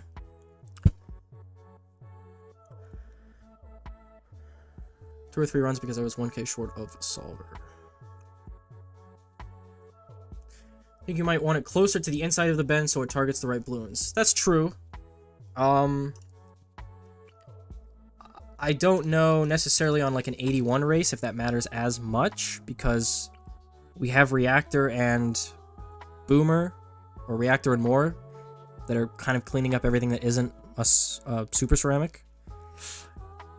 And I feel like this has enough Pierce to maybe just completely be fine with all the ceramics that are on the board. I mean, it is a consideration. I still think in this scenario, this is probably a better play. Again, you're kind of losing stuff up here, but we still have the Arctic Windslow. We have Boomer that's kind of cleaning this up. We have Gwen that's, her main attack is kind of cleaning stuff up here. So as long as the bulk of it's here and being, as long as your cocktail is here, right? Wherever's closest to the center of the ice, I think this is the biggest thing that matters, right? Roth better than Recursive now? Yes. Yes, just actually yes on every account. A lot of times what you would do is you would have your bomb here, right? Let's say stuff is being sent out. Whatever, just imagine that there's balloons coming out, right? You buy Recursive Cluster, and then you full send, right? I'm full sending to round 78 from round 39 or 45 or something, right? And the entire point of this Recursive is not to pop stuff at the front. It's not to like clean stuff at the front. It's literally just to make as much money as possible to then get more useful stuff down here, right? So you'd outbuff this, boom. We're just give me a fuck ton of money, right? Just constantly give me money, right? I don't care if we're popping everything. We're not gonna pop everything. Stuff is leaking. I just want money, right? And it's still okay for that. It's still fine. But now, you just get Roth. and it just does its job better. It just makes more money, right? It's just better. It's not as reliant on alch buff, which in this case is a positive. Like, you know, you just buy it and you start making money, right? The advantage of recursive, the only advantage of recursive now is you have a good save up, right? Cluster bombs is, in my opinion, probably better than recursive now relative to its price, right? Cluster is still really good. It got nerfed a couple patches ago, Pierce, but it's still really good. Like, as an early game tower, you send 39, and you're basically good, right? Up until 39. But, you know, you can use the money that you get from this bomb to then get recursive, right? The thing with Roth is that you're not saving shit with hotshots, right? You're getting, like 2 DOTs, right? And then we're putting this here, and then sell, get that, right? But even this in consideration, that it doesn't go into itself really well, it's still just better. It pops ceramics better. It is more consistent. You can pierce share, right? This concept of if you put Roth here, it's going to get pierce capped here, but then as the balloons come around, if you place this correctly, the pierce is then transferred to here, right? So the stuff that you were getting pierce capped by comes back around, but now you're killing this, right? So it's not going by you until eventually it catches up, right? So we basically just add more seconds because of that. And recursive doesn't do that well. I mean, you could, right? But because of it's just kind of like a giant fucking bomb, right? That just explodes. So I mean, you could go last and then first, but it's slow and inconsistent, and it's just, yeah, it's still fine. Recursive is still usable and fine. I'd like to see it buffed slightly, bring a little bit of its pierce back. I think old recursive it wasn't broken, but it was maybe very, very slightly overtuned, especially with alch. But I think they hit it a little bit too hard. So I'd like to see it come back a bit. If this was brought up a bit and Roth was brought down a bit, I think that would be the best. For how similarly priced these towers are. And then obviously more kind of fits in this, but it just also sucks compared to these two. So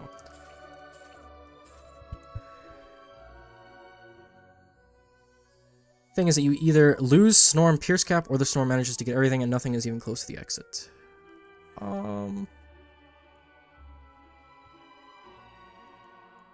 Yeah, no, that's true. I can see where you're coming from there.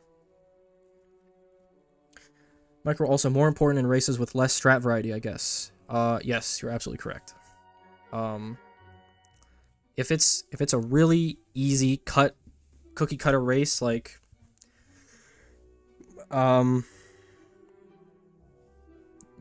Mail, right? It's Smail, race is over. There's a lot less to optimize, right?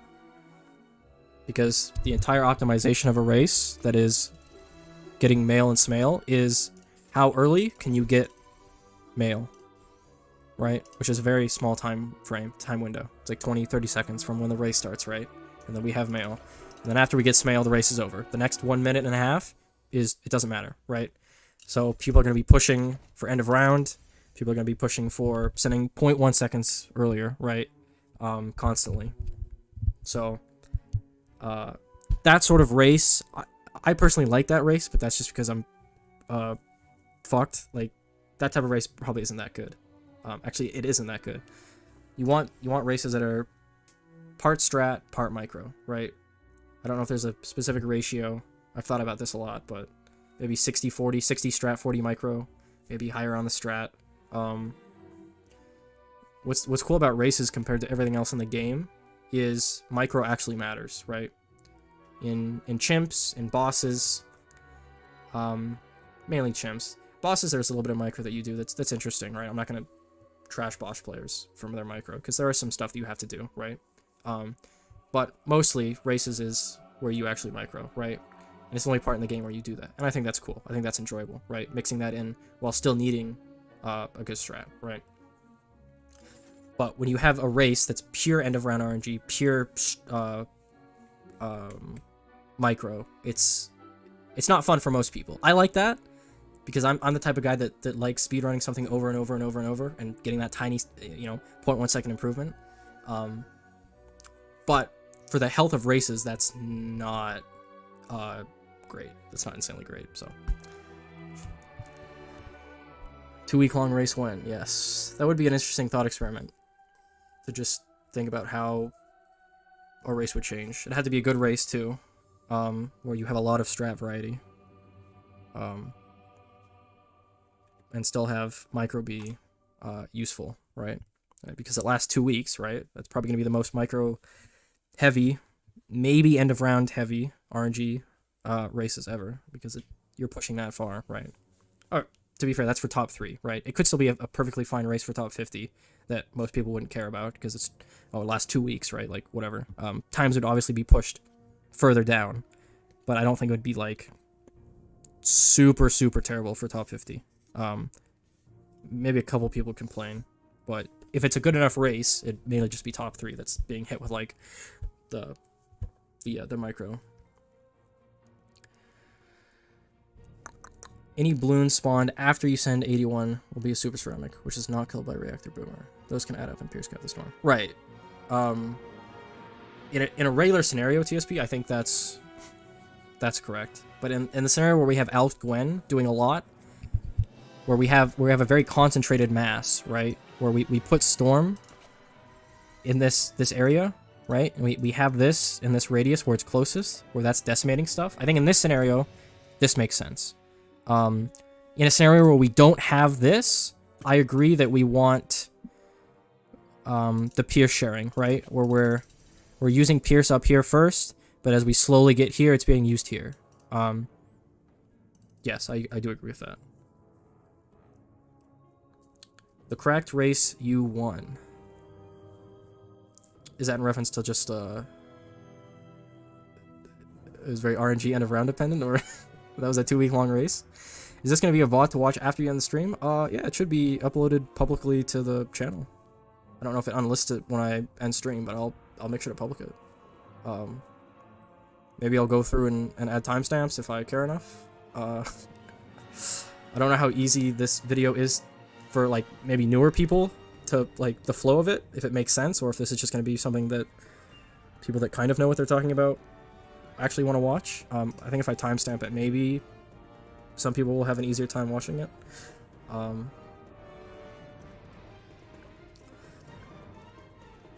Was there anything else that I wanted to go over that was specific to this race?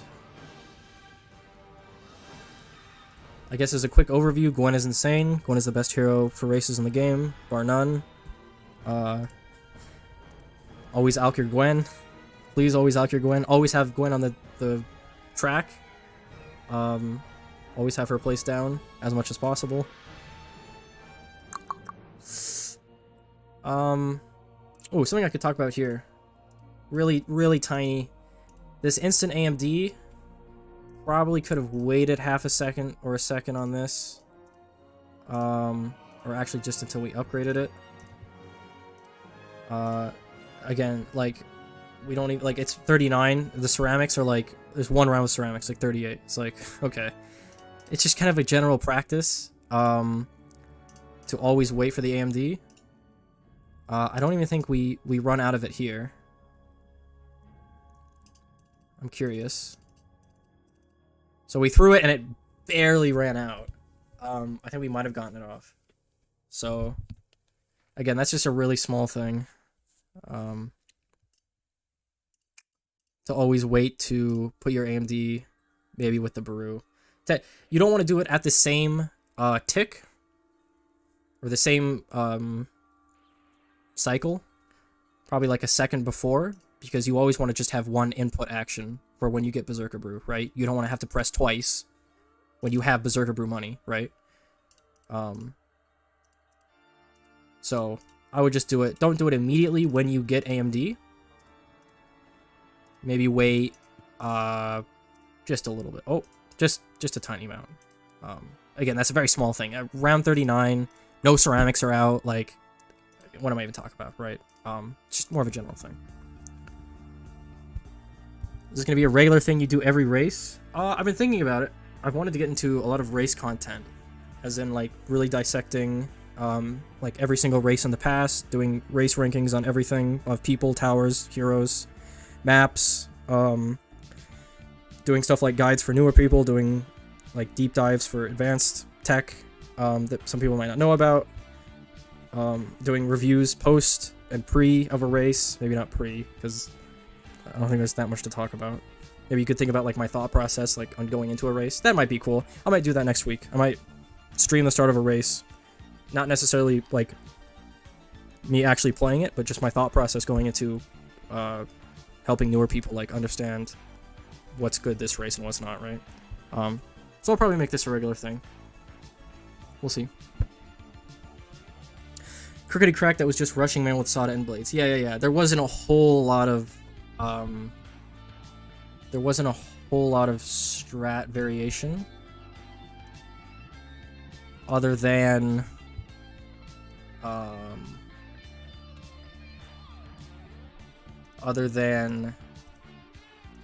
I guess the start here with the placement and how much you send. Yeah, I did spend a decent amount of time on this one,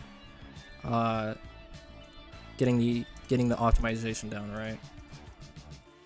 Because I did try a lot on strat, and I just felt like I had the best strat that I at least knew how to get. So at that point, I was like, "Fuck it, let's go with this." Actually, I don't remember who got second on this race, and what time they had. I think it was very tight though, because if fourth is 2:04 and that's 3:41, so yeah, this was a race that was very micro dependent-ish.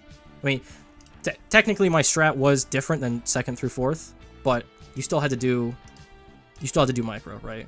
I actually like this race because it was strat, because I did have the early 27 send with this left blade instead of having it here. But you also had the micro, right? It was a decent mix of both, even though it was pushed because of micro, right? Because this strat difference is only saving me, what? I don't remember who got second, but probably 0.3 or 4 seconds at the most. So this was a large amount of micro. I didn't upload. Classic, no uploaders. Classic.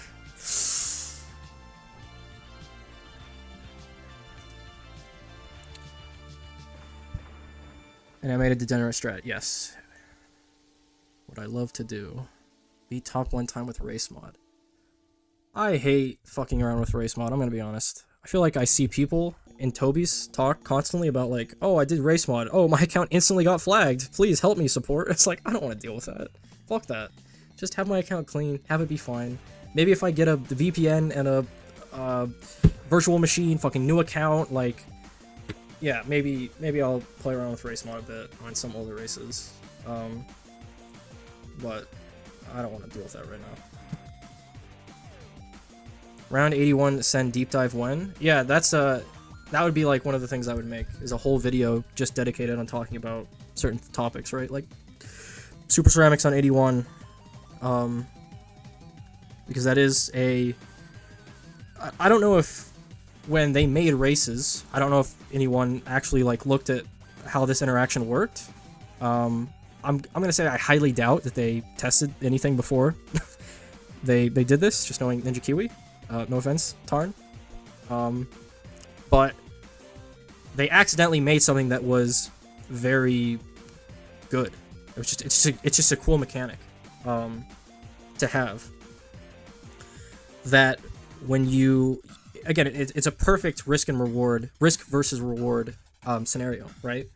Where you send, and everything on the screen is instantly downgraded, basically, to, let's just say everything has less pierce, right? It's a very simplified way of saying it. That's not how anything works, but let's just say basically less pierce is needed, right? But you make less money, right? So it's perfect. Oh, I make less money, but on the other hand, I can defend easier, right? Which is such a cool concept to me. And it works with some towers, and it doesn't work with others, right? Like I said earlier, Mail doesn't give a fuck about 81. Just never send 81 for Mail, right? Or, I mean, excuse me, it does care about 81. Never send 81, because you're gonna die immediately if you mail 81. But some stuff like this, where we're restricted with towers, and we have something like Ice, Snowstorm, which is very good against 81, because of the ceramics, right? And how its pierce is used. Then then it's perfect, right? It's interesting to think about that if you have a race that is 1 to 80, and you have a exact same race, exact same map, loadout, towers, stats, everything, but it goes to round 81, there are some scenarios where that 81 race is faster, right? And you look at that and you go, how is that possible? Well, it's because of the tech, right? And that can extend all the way up until maybe the mid-90s, right? I mean, look at this race. I don't think this race, I'm actually fairly certain, looking at this race, you could not go as fast if it was just around 80, right? Because the full send would just overwhelm you. Now, if we had mail in this race, then obviously it wouldn't matter, but we don't. We have restricted towers, right? You can have a race 1 to 90, same race 1 to 80, and that 1 to 90 race will be faster in some scenarios because of that tech, right? Now, to a casual, that might seem like impossible, because it's like they look at round 90 and it's like, we have DDTs, we have all these UMGs on 87, and oh my gosh, how is this faster? Well, I mean, that's why, right? At some point, it doesn't matter. The only thing that matters in this game, here's a fact, okay? To every racer out there, the only thing that matters in this game is round 78, okay? Nothing else matters. Strats don't matter, okay? Tech doesn't matter, micro doesn't matter. The only thing in life that matters is round 78, okay? It's just 78. Every race, oh, it's just 78, okay? That's something to live by, okay? Because round 78 is so long, your entire race, if it goes up to 78, is based around that, right? Don't give a fuck about 81 plus, don't give a fuck about 90 or all these UMGs, okay? Just care about 80 or 78. That's all you need to know.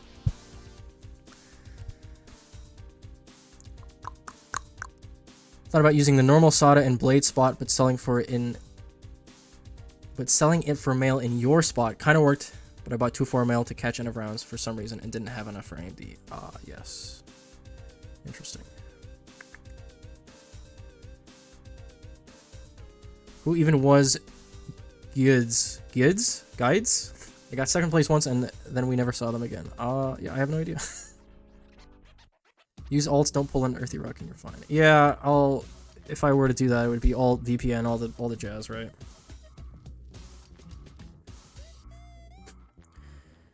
I feel like highlights of these types of streams would go viral. I mean, if you mean viral by virtue of like 50 viewers in a fucking Toby server, maybe. I don't know. If I actually edited it properly and I had the clickbait title, maybe. The problem with this type of content is I don't know if it translates well to casuals. Like, if you think about content on YouTube, BTD6 wise, bosses are okay, I think. I think bosses are decent for casuals. I think more casuals like bosses than races. I think more casuals play bosses than races, actually. Which might seem weird to think about because you see the leaderboard stuff, right? I don't know how to get to that, actually. You see Minecool's leaderboard that has race player number and boss player numbers. You see more people play races. Okay. So you think, oh.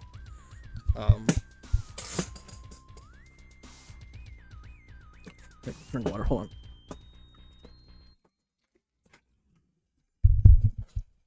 You see, oh, more people play races, right? Way more people. But hold on. They're not actually playing races, right? They're submitting a time on the leaderboard. That's not, to me, that's not playing races, right? Doing one run that's 30 minutes long and then leaving for the day and never touching races for another week, that's not playing races, right? That's, you did one run that's 20 minutes long and now you're good, right? Playing races is like, I played it, oh, interesting. Let's try this again. Let's do another strat. Let's go faster, right? That's engaging in playing races. And bosses, even though you only need to do one run, right? Same with races to get the rewards. You're actively playing the boss more than a race, even if it's just one run of both, right? Obviously, because a boss lasts how long? 30 minutes, an hour if you're casual playing it? I don't even know. you're more engaged the entire way through, because it's obviously longer, right? It's 10 times longer, 20 times longer, 30 times longer than a race. So to equate races to bosses, you have to play more races, right, to actually engage in races, right? Whereas with a boss, you're basically engaged with the boss the whole way through, right? Obviously, you can optimize runs, but even top-level people aren't doing 4, 5, 6, 7, 8 runs, right? They're probably doing 2, 3 at most, if I have any boss players in here.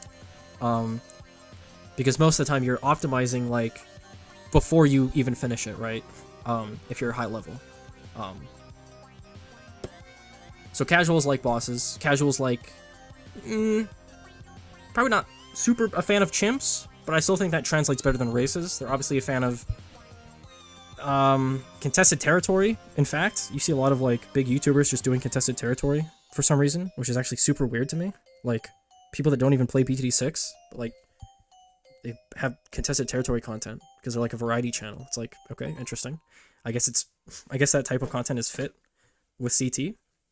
But with races, I don't know if there's a lot of audience for stuff like this. That's obviously top 50 people, top 1% people, right? Maybe find this enjoyable, but in terms of like a casual race guides and information, I don't know if a lot of people are actively looking for that, right? I feel like most casuals are just, they want to have a top 50 video or like a good time video, right, in front of them. They want to play the race and then they want to be done with it, which in my mind is a really boring way to play the game. It's incredibly boring to just look at a top 50 video and copy it because you don't understand anything that's happening, right? You're just mindlessly copying and you're not asking yourself, wait, why is he doing that?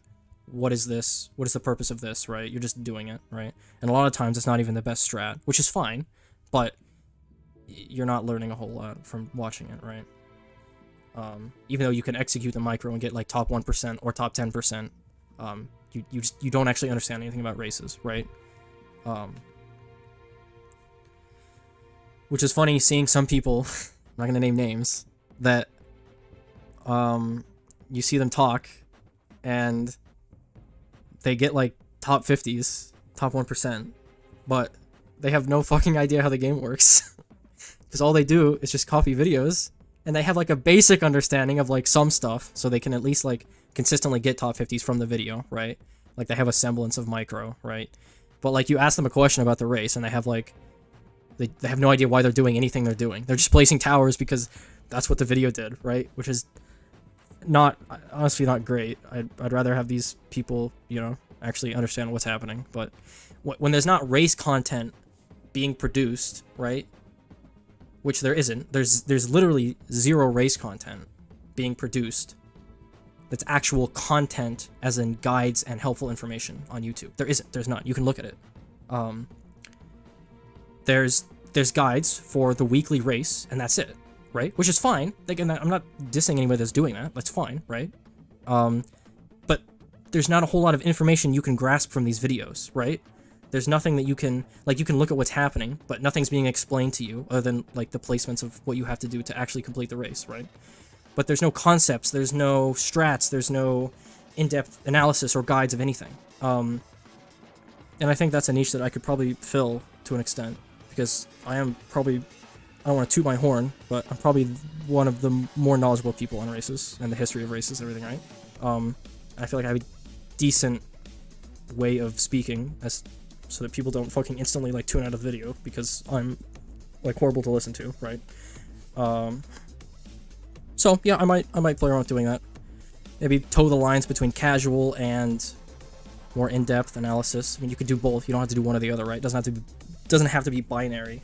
Really interesting to see.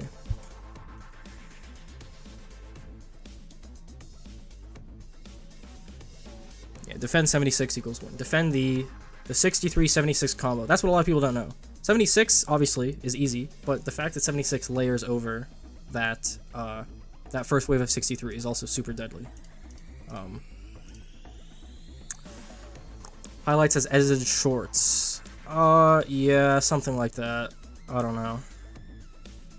You could get into like the shorts game or something like that. I really hate YouTube shorts. It's I just hate it. There's the UI sucks, the formatting sucks. I don't know. Like, I understand it gets engagement and it's popular, but like me personally, I could never like watch that type of content. I could never watch TikTok or YouTube Shorts or like Instagram, whatever they're called, Reels, I think. That type of content is just so mundane to me, and I just hate having no control over the audio or just anything. I just hate it. But I understand that it's probably useful to use that if you want to grow at least a decent size to start out. Yeah, my audience isn't casual, but I feel like it would be nice to get that out there for people, right? To get that out there for casuals, because if I'm not gonna do it, right, there's not many other people that are knowledgeable enough to like explain concepts simply to casuals, right? I think there was a guy who was this BTD6 race guide.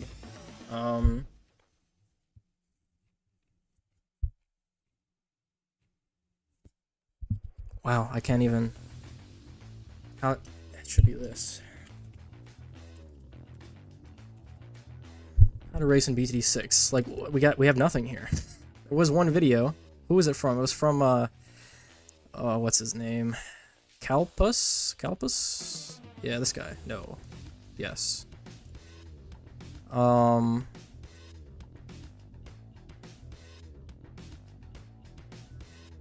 can't even find it, man. Oh, I can't even find it.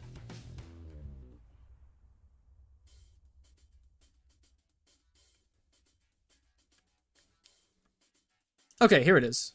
How to get insanely low times in races. So like, I think I've watched this video and it was fine. I'm not gonna diss him. It was fine, but there was a lot of stuff that was like, I don't know, a little bit like too casual or like very, very basic. Like, I don't think there was much wrong with it. I think it was a little bit of misinformation, but I don't know where, because I watched this a long time ago. But other than like this, which is literally the only video I can even like see on the entirety of YouTube, there's no guides for casuals, right? So I think I could do both, toe the line and help out a whole wide range of people, right? Top boss runs last several hours, several days if you're going for top 3 solo. It's crazy. That's not all in one run though, or that's mostly in a couple runs. That's concentrated in a couple runs, right? I don't think they're doing like 10 plus runs each time, like finishing it, right? Like they might get to tier 2 and then realize they fucked up and then go back, right? Yeah, I gotta back read this a lot. It's rare to see more than one run. Okay, you did see that. Top boss, yeah, top boss runs can take a long time. You don't want to do more. That makes sense. Again, how you play bosses and races is different, right? Like, you can probably play, I mean, if you play 2 hours a day, which is a lot, usually I wouldn't do that, but if you play 2 hours a day for each day the race is out, that's 8 hours of racing, right? Which, I mean, it's a lot, I'd say. Usually, I try to just do 1 hour a day at most, because, you know, I want to do other things.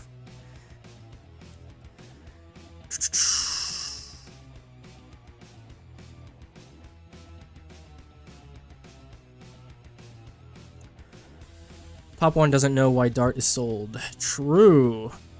Still get people that ask that question.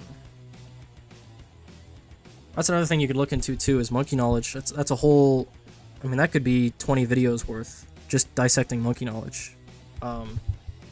There's monkey knowledge in this game that I forget exists sometimes, just because there's so many, and they're so obscure. Monkey knowledge, I think people don't realize, probably because most of the time we have monkey knowledge races, but people don't realize, even top level people, top 3 people, don't realize how helpful MK is in racing. Like, obviously you feel it, right? Like, oh, I have less starting cash, and oh, I have less lives, right? But there's so many little things that add up that make MK fucking incredible anytime you race, right? Like, tag shooter, speed increased by 8%. Boom, that already is just like, all of our Rofs are doing better, our early game blade shooters are doing better, right? Can pop frozen balloons, so now our blade shooter is popping shards, right? Plus 2 pierce on blade shooter. Like, The first 3 that we just looked at, right, are already so instrumental to racing if we have attack, right? We have so many, like every hero, every support, every sellback, every ability cooldown, like everything adds up. And it's just so fucking helpful. When you race in CT on a banner and you don't have MK, you feel it.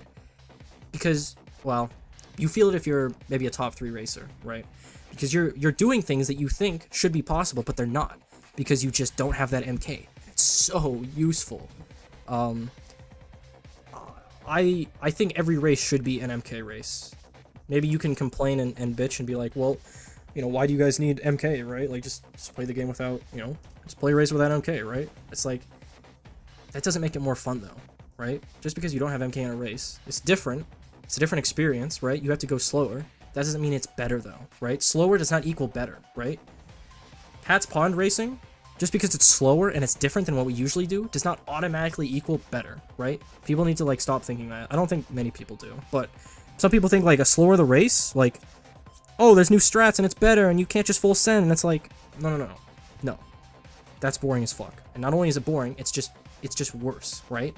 It's fun and engaging racing with Monkey Knowledge because of all the cool tech that's unlocked with MK, right? Like, Mana Shield lives, right? Think about the tech you can do with Mana Shield, right? You look at it, and you say to yourself, okay, I only have 15 lives, right? Or, sorry, you only have 25 lives in Mana Shield. Like, how much of a difference does that make? But you don't. You have way more than 25, because you can regain them, right? And based on when you leak and when you send, you can artificially boost up your lives, right? So, I may only have 225 lives here, but technically, I have a lot more, because I can manipulate this Mana Shield by sending, and I can artificially boost my lives up, right? That's just one of the things that, like, makes it more enjoyable to race, because it unlocks new tech, like Mana Shield, right?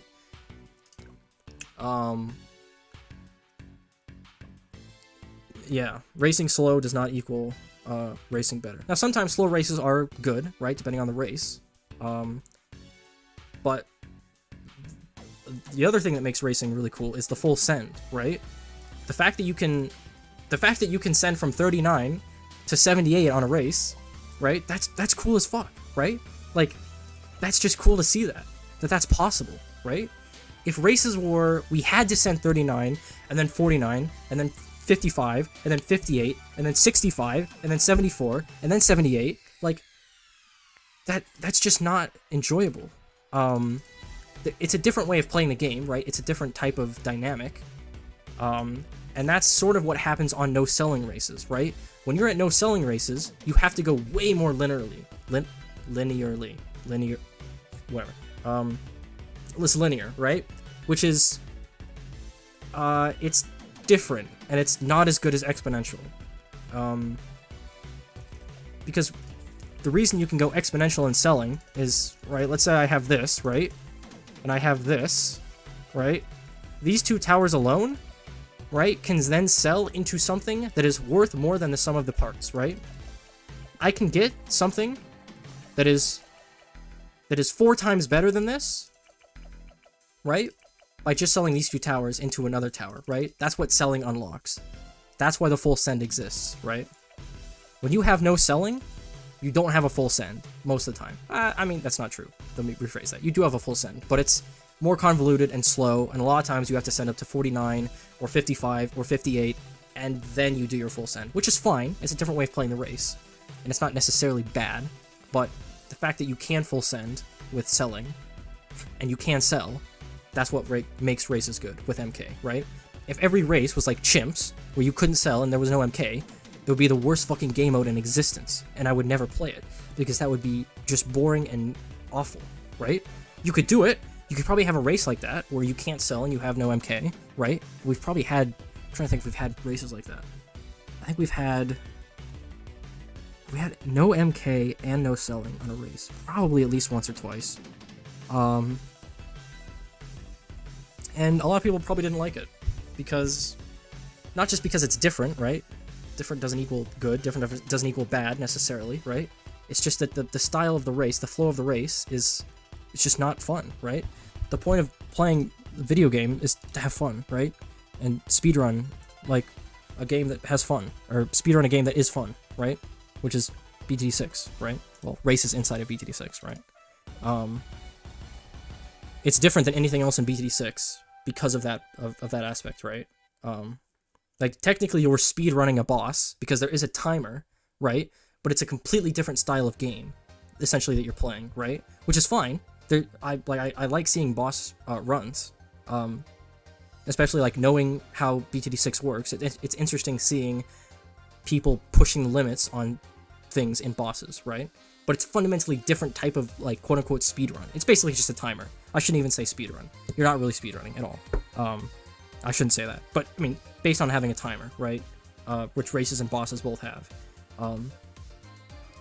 That sort of thing is unique in races in this game. It's the only thing in the game, right? That has that, which is why I like it so much. Alright, let's backtrack. Wow, a lot of backtracking here.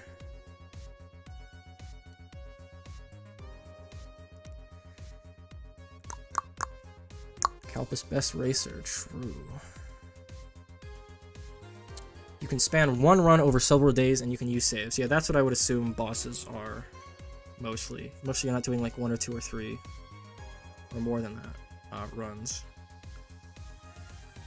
Remember Toby's 100 special, how to get good at racing?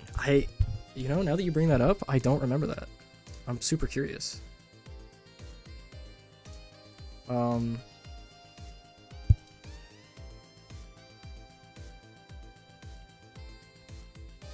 I vaguely remember it. If someone could link that video, that would be interesting to see.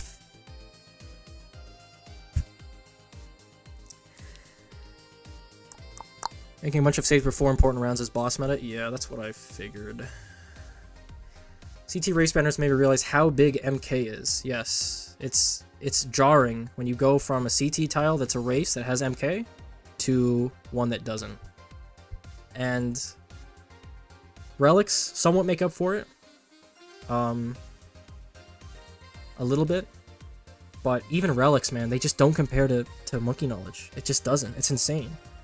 Like, you could give me lead or alk touch and like flint tips, and fuck it, I might still go MK because like it's just so good. Everything.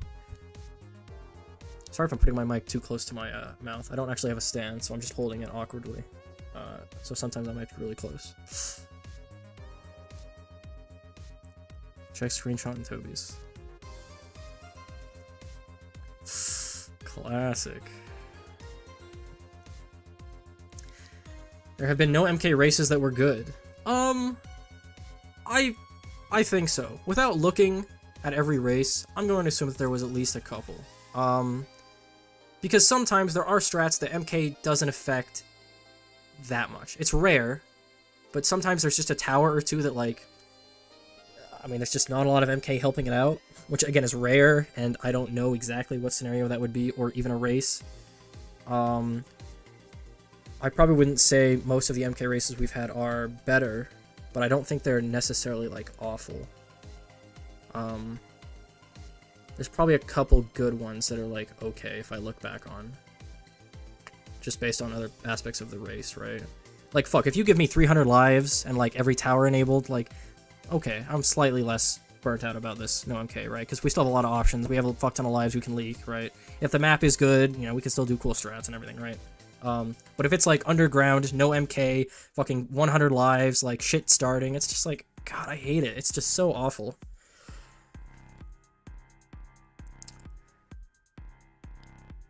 Every race should be, like, ice and easy.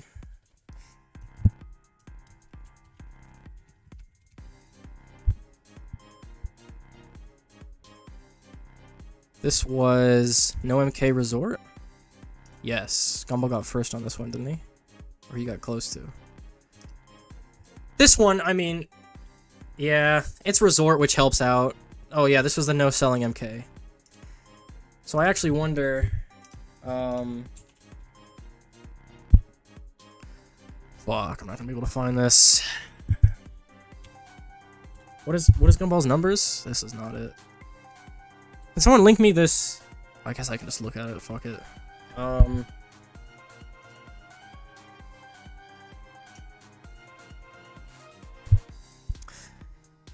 Whatever. I'm pretty sure in Gumball's vid, the full send is somewhat delayed versus what it would be, obviously, if we had MK and selling.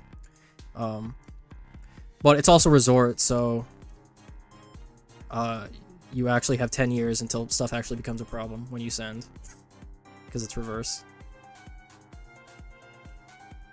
Or, I mean, even regardless if it's reverse, it's just resort. 100 sub special, how to become a racer. When did he upload this? It must have been 2019. Early 2019. Nah, late 2019, okay. I think I remember this. I don't even know if I remember if I had a top 3 at this point. Oh, I did, because he linked me. What a man. Some classics here. So he goes over MK. Most races allow MK, yep. Since every little thing makes a difference, you should have close max MK. Yup. Good job, Toby. I wonder how this video holds up 3 years later. Or 4 years later.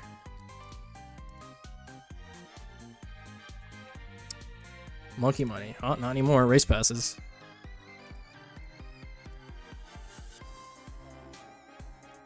Old deflation strats, classic.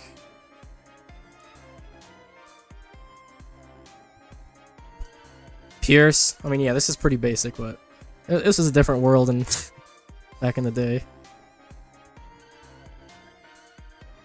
Yeah, we got all the good towers here. 420 mortar. That's an interesting inclusion, Toby. That's an interesting one. I'm pretty sure it was really bad back then, but we'll give that one a pass.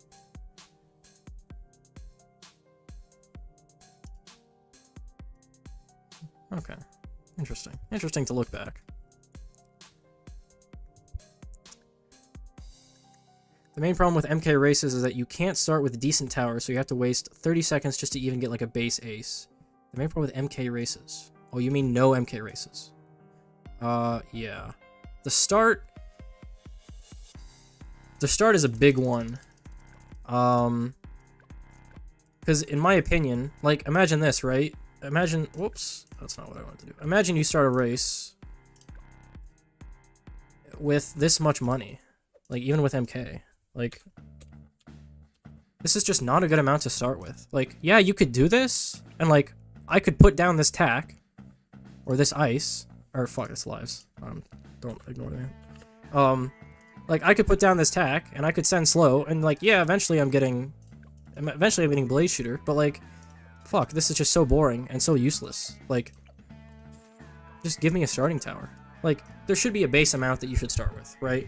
And I think with MK, it does that pretty well, right? We're on the $708 mark here. We can get an ace with Pineapple. We can get this Spolt, right? We can get this ice. Like, these are all fine. I mean, probably ice with, I'd like ice with enhanced freeze. That'd be good. So, like, if we can start with that, I'm happy, right? There should be a base level that we can go. Like, starting with, like, 400 is just, I don't know. It's just not good. And I mean, most of the time you don't start with 400, to be fair. Like, this is, you don't do this. But even a bit higher than that, it's just slow. Which, just because we change it up, just because we have less money, and it makes you think outside the box on what you want to start with, no, it's just slower. It's just not fun. Obviously, you shouldn't always just start with, like, 1,000, right? Or, like, 1,200. Because then it's just, you know, give us a little bit of wiggle room lower, right? Like,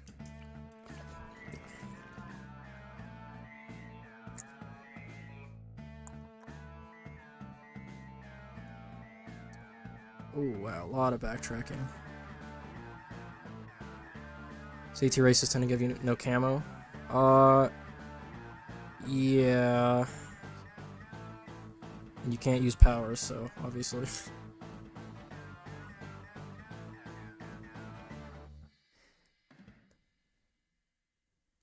Not having camo means you have to slow yourself down a ton, even with nominally good race towers. Yeah, that's true. Because a lot of the times, you're just leaking, what? You're leaking 33, 36, 37.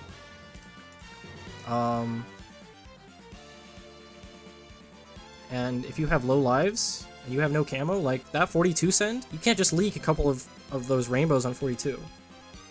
Right? You have to fucking... And even leaking that, the camo early is rough, right? No MK, no lives, like, you have to deal with that so much earlier, which just screws up everything. That's why the flow of... I mean, if you have low lives in a race, it's less of early game that's hurting you. Honestly, it's more of, like, the camos and stuff that's leaking later that hurts you more.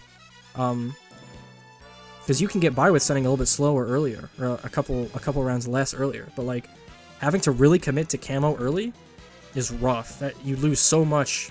You lose so much with that early camo commit. It just throws everything off.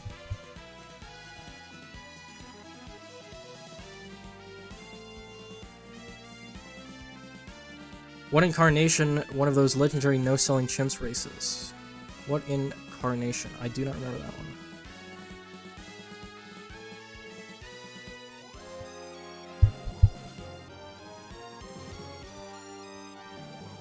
Oh, not 67.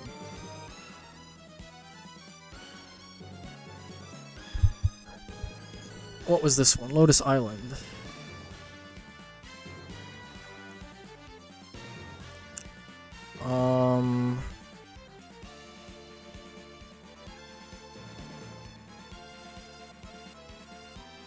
Kind of remember this one. I think this one was okay, right? Like, and people didn't super hate it? Actually, I don't know. I think early was, people really didn't like early. Obviously. Whatever.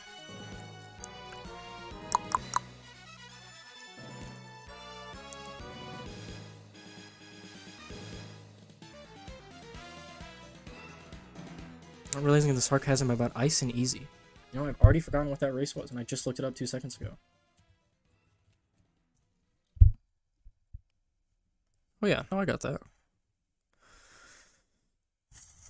Crimey come back when? I don't know, what is Crimey up to? Is he still talking like cyclets? I haven't heard of him in a while.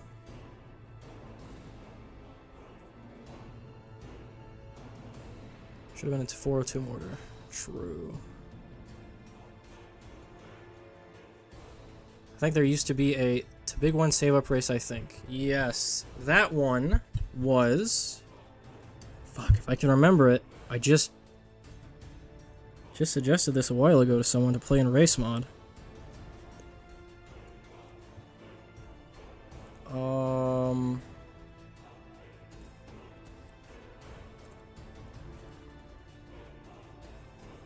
I do not remember it. I don't remember the name, and I should, because it's a pretty famous race.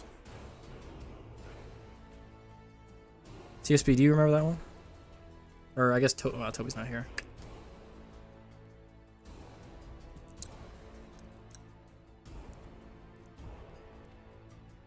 Hey, what's up, Gumball?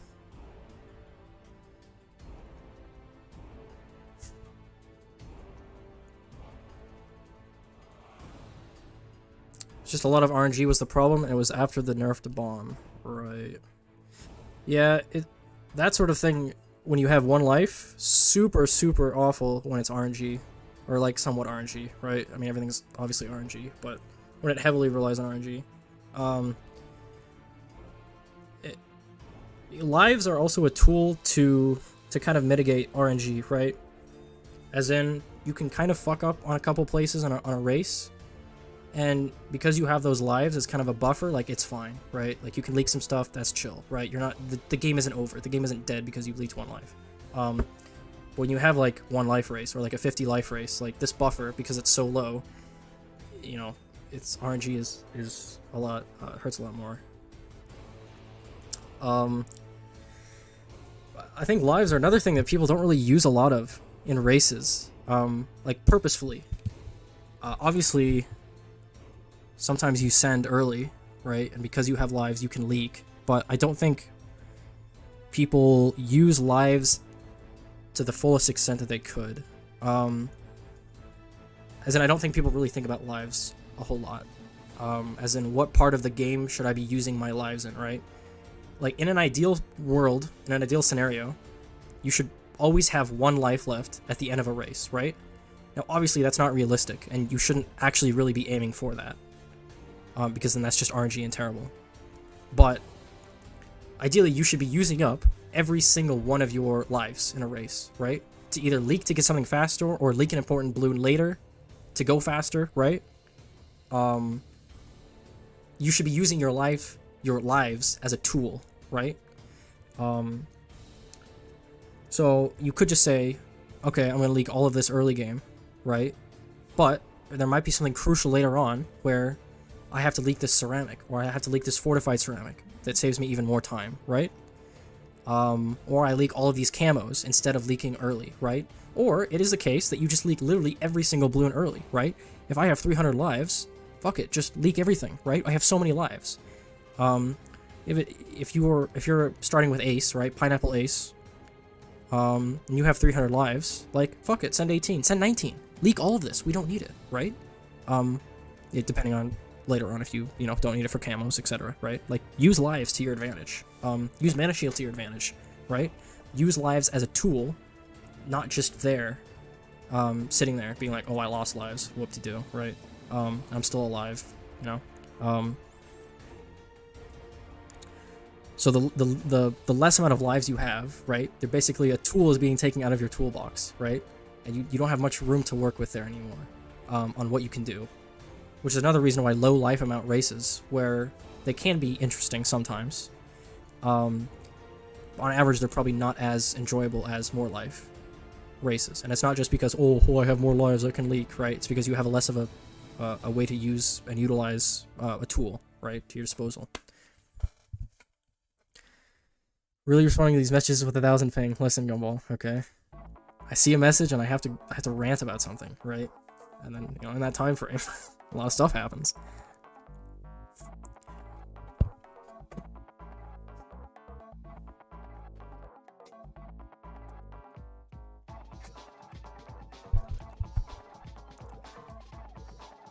Farm start. Yes. Farm start race.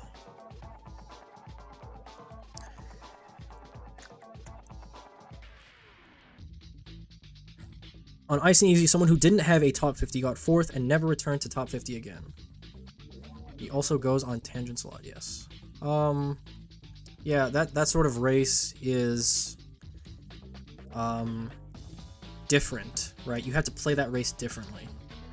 So if you don't know how to play this type of race, which, to be honest, I'm gonna be honest, I knew how to play it, but I am very impatient.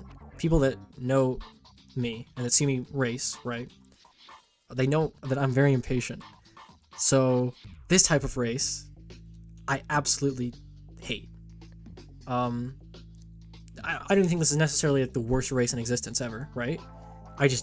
Man, I'm so impatient, and just sending like 2 rounds at once, getting the perfect end of round, I don't even think it was that bad of end of round in this race, if I remember right. Like, you just had to send correctly, right?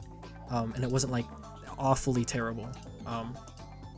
But man, some people's brains are wired differently, right? So if you don't know how to play this race, right, you're gonna do really poorly, which I think I did.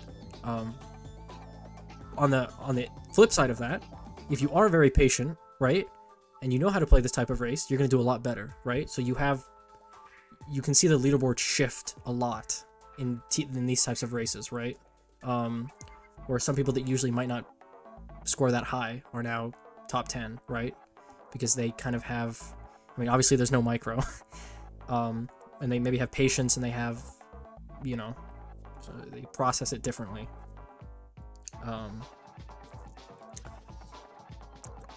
Time my sends with really precise, yeah, that's the sort of thing, right? Like, you're really precise, you're really careful, you do your due diligence, right? And I like to go faster and optimize, but just how my brain is wired, this one was not for me, I'll tell you that much.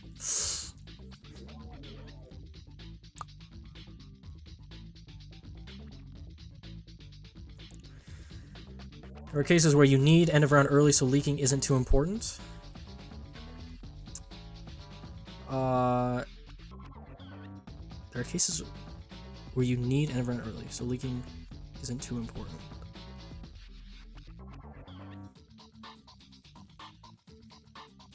Um...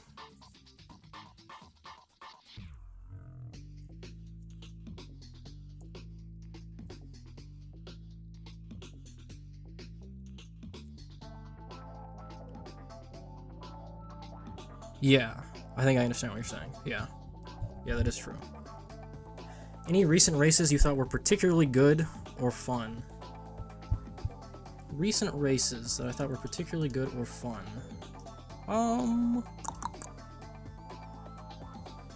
Honestly, this one was okay. I liked the concept of the 81 send, right?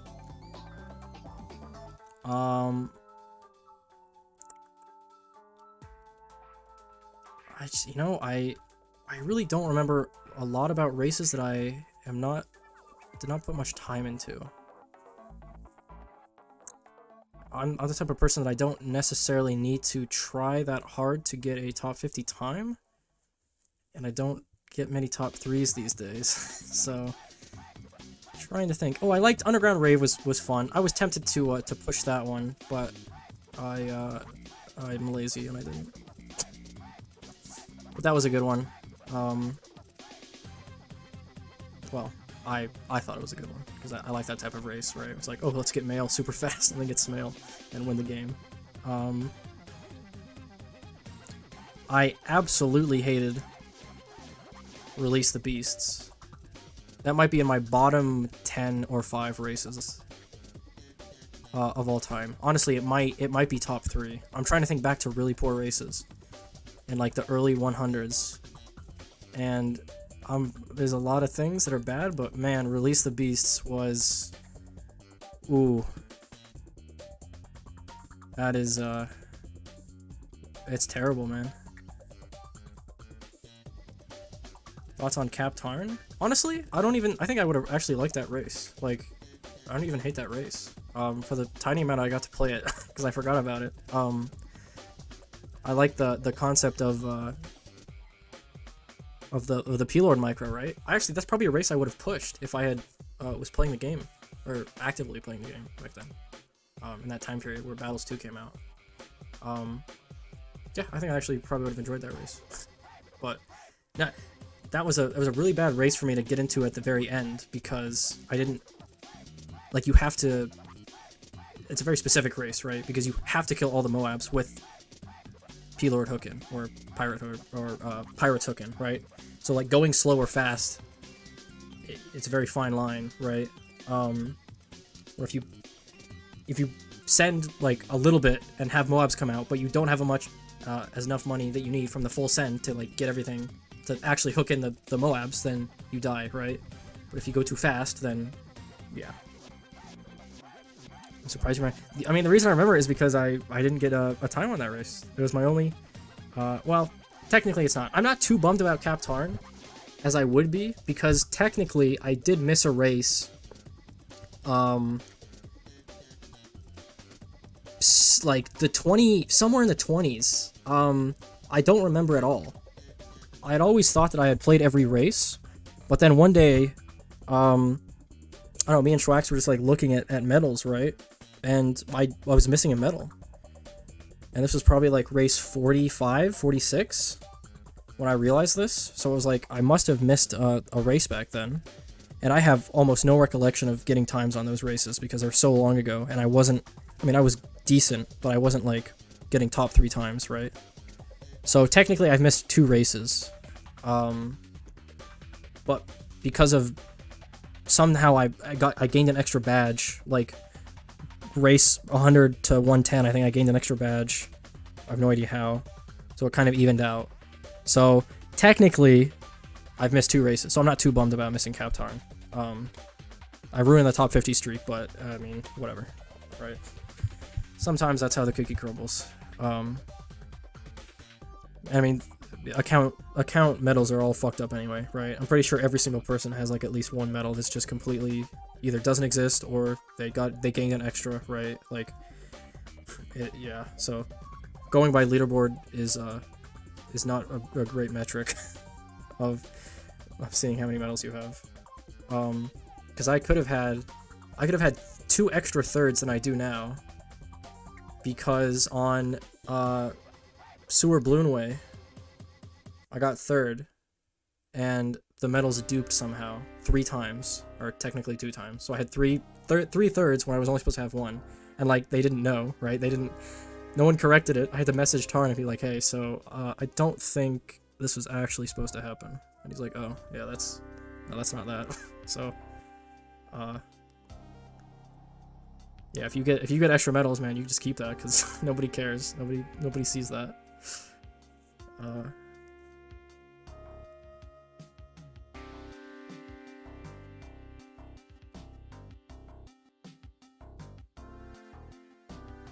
Were the geared races fun to me?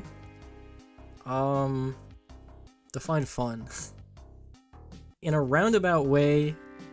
Okay, you gotta think about how my mind works, right? In a roundabout way, I really enjoyed seeing them, and kind of playing them, because seeing a race on geared is just super funny, right? It's like, you look at it and it's like, this shit sucks, but it's so funny to see, like, how to optimize it and go fast on a race like this, right? And I love seeing that. I love just degenerate stuff on a race like that. So like seeing it and kind of playing it, I actually did kind of enjoy it, I will say. But if I had to actually play that race, I'd actually pull my hair out. I wouldn't be able to get through it, I don't think. Because the first geared race was back when you slowed for everything, right? So not only are we playing a geared race, we're playing this at like 1 FPS. 1 run takes 8 minutes to complete, right? The game is laggy and stuttery, and it's on geared, so it's just like constantly spinning. So I enjoyed them because I don't think I went on top 3 on any of them, right? The second one we did was, how many geared races have we had? We had 2 or 3. We've at least had 2. We might have had 3. The second one was, no, we might have had 3. Because one of them was, you P-clean Sniper with Ben, and you had Storm, Glue Storm, I think, and Druid of the Jungles. And then there might have been one more that was related to that. It was like, you had Druids and maybe you had a Bomb, and you Alk buff some stuff. Yeah, maybe we've had 3. So I think the geared races were like kind of fun to see and look at like what was possible, but actually playing them, I probably would not have had a good time. I think some maps are just fundamentally not useful or good to race on. Like, geared is, I don't think, fundamentally a good race map at all. It's fun to see what people do and how low you can go on a map like that, but it's just fundamentally not a good race map. The fact that it moves, the fact that its movement is based on rounds, and you're ending rounds at random intervals, right? Because that's how races work, right? It's just not a good race map. Same thing with Covered Garden. Any map that has those sort of mechanics, you could probably have a fine and okay race on those maps, given towers, right? And I'm pretty sure the Covered Garden race was like okay, it was fine, right? I don't think it was actively horrible, but I fundamentally I don't think they're good race maps to have races on. And there's some maps that are just like that, right? I wonder if I can see any others that I would classify as like just fundamentally not a good race map. Yeah, maybe like Dark Dungeons or something. Like even some extra maps are okay to race on, right? Like we've had a Dark Castle race that was fine. We've had a Muddy Puddles race that was fine. We had a Bloody race. I don't know if I'd classify that today as a good race map. Infernal is okay. Flooded is okay, right? Just because it's expert doesn't mean it's like bad. But like Pat's Pawn I would classify as a bad race map. Not just because it's hard, but just because it's just a bad race map, right? There's not many of those in the game, but that's sort of the idea, right?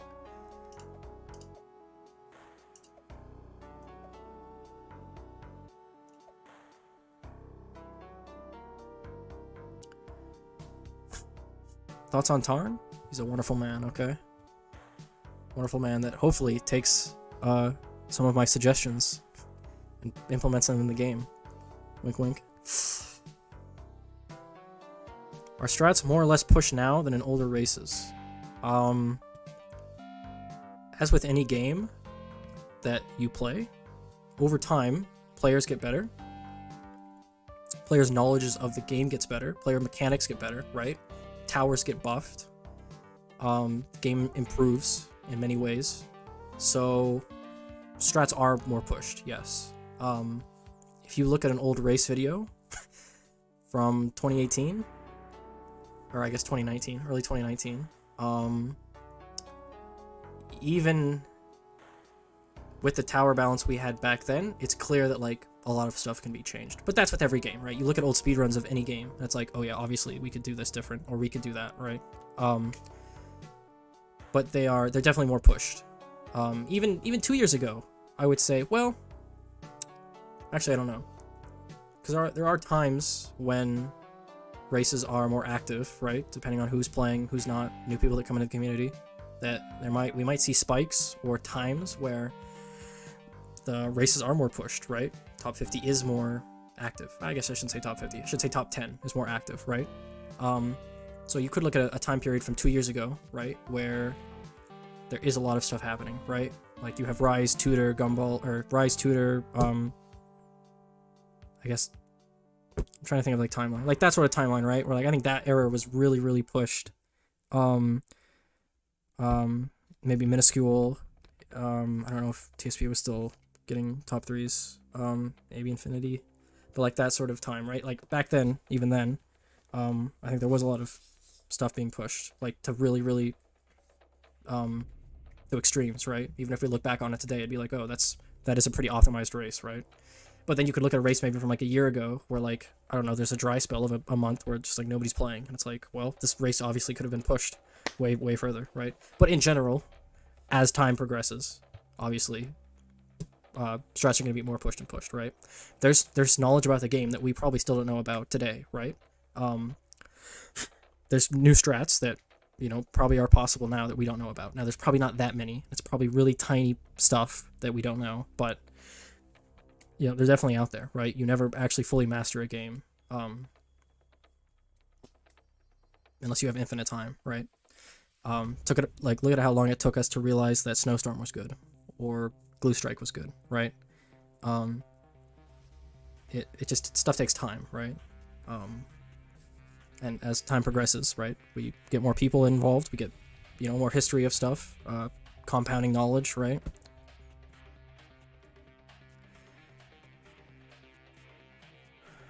We have more people, yeah. Getting extra boss medals is a common thing. I wonder if it happens for races still. It was a lot more prevalent back in the day, I would say, because stuff was really screwed up. Like,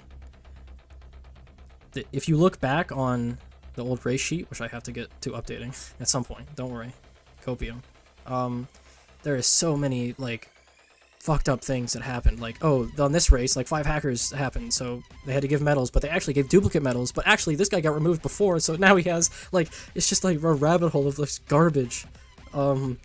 People getting duped medals, people getting removed, like hackers not getting removed, people getting gifted twice, like medals being, like, updates happening after, so the medal got duped if you got it before the update and then after, like, yeah.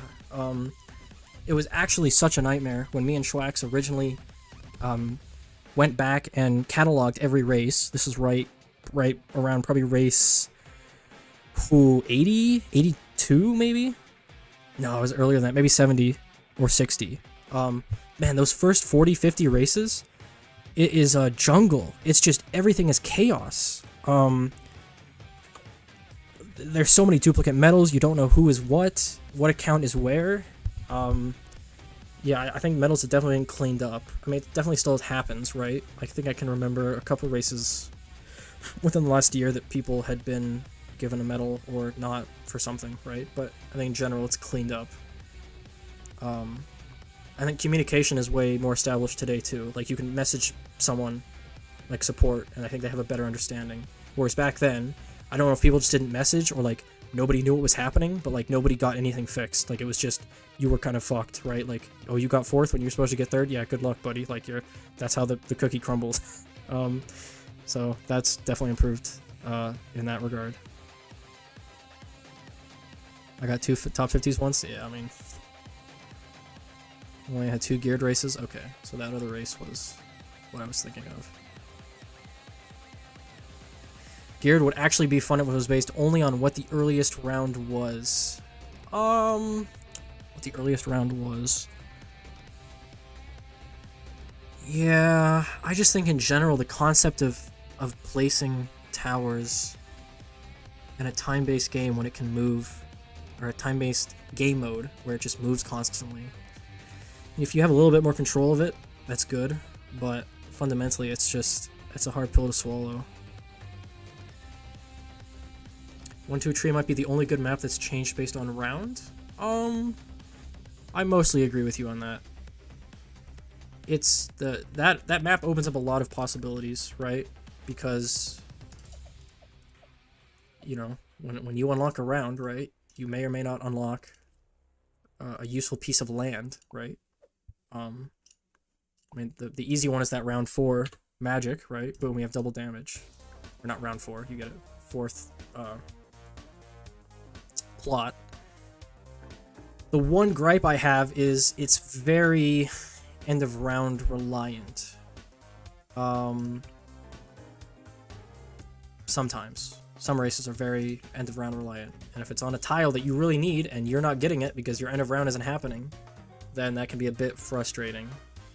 Especially knowing that the tile that you do unlock, if you do have that, it does actually push the race, right? Further. And you know, some people out there will grind that RNG down and get that, so it forces you to do the same, right?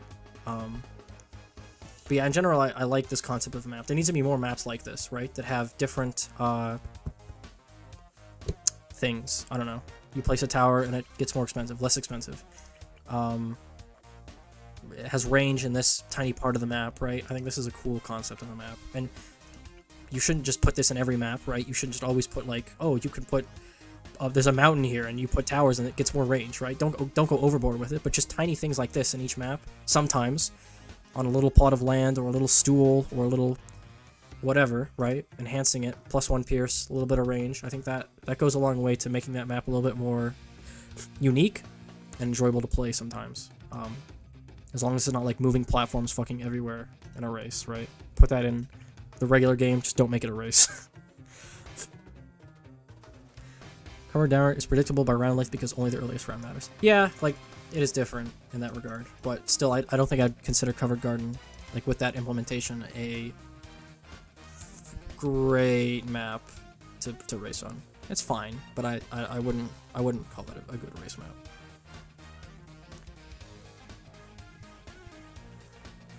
Any map where the exit is similar to the entrance, so like X Factor.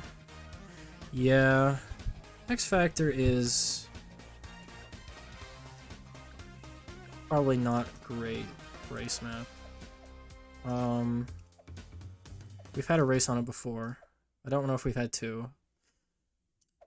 The one we did have was just you get Smail and win. Well, actually, it wasn't that. You got Smail, but unlike basically every other map in the game, you had to do like a bunch of shit to live. You had to get a sniper, you had to get Snowstorm, you had to get Tax. I don't think it necessarily was a bad race, because we had farm, so you could, for top 50, you could delay a bit, and then full send, and then it wouldn't be that RNG, because you'd have Smail up, and it would kill everything earlier, right? I think it was just pushing that it was a bit annoying, but I don't know if I would say if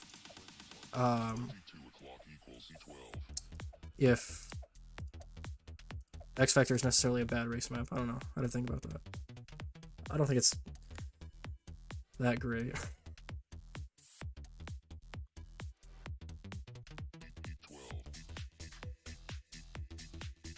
Wasn't Boomer start meta over 2-3-0 attack in 2018? Yes. I remember Avo loved his Boomer, man. We always loved Boomers. It's always 302 Boomer. We never did tack, we never did 203 bomb. Just give me my Boomer, okay? Haunted, bad maps? Yeah, the whole exit, like you said, the whole exit similar to entrance thing. I don't think Haunted is necessarily a bad map either, though, because we have sort of this kind of area where stuff congests, right? We have, I mean, this is decent for this. We have decent water, right? Starting isn't terrible. We have Buck. I wouldn't put this high up the list of good maps, obviously because of the exit and the entrance, but...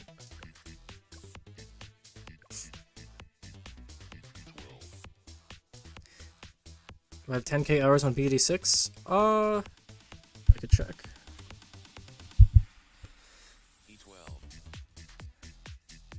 I have 9k, only 9k. And this has probably stayed the same since like 2 years ago, because I really haven't played that much of the game. Actually, I've played a decent amount. But the bulk of that is 2018 to 2021, probably. That's probably like a good 8k right there. And some of that is a little bit of AFK, I will say. Just a little bit. But not that much. What is this song? Oh, now we're getting into this part of the playlist, huh? Let's go back up to this.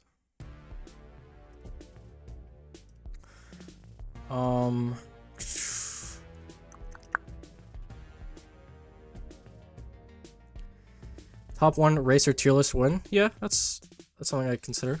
Want to do that? Phoenix on it. Phoenix gonna not even make the list? Listen, I might not like Phoenix. I might think he's a massive hypocrite. But he was okay-ish. Looking back on it, I do have to think, like, a lot of his strats are really jank and awful, but he had, like, a fundamental, like, he was okay at racing. Let me say that. Like, he was good. I don't want to discount him too much. Even though he did do a bunch of jank stuff, and his game was super slow, and we all sucked back then. Because, listen, back then I tried, and I couldn't beat him, okay? It was Kins, Phoenix, and then whoever was lucky enough to get third, okay? So, obviously he had something, right?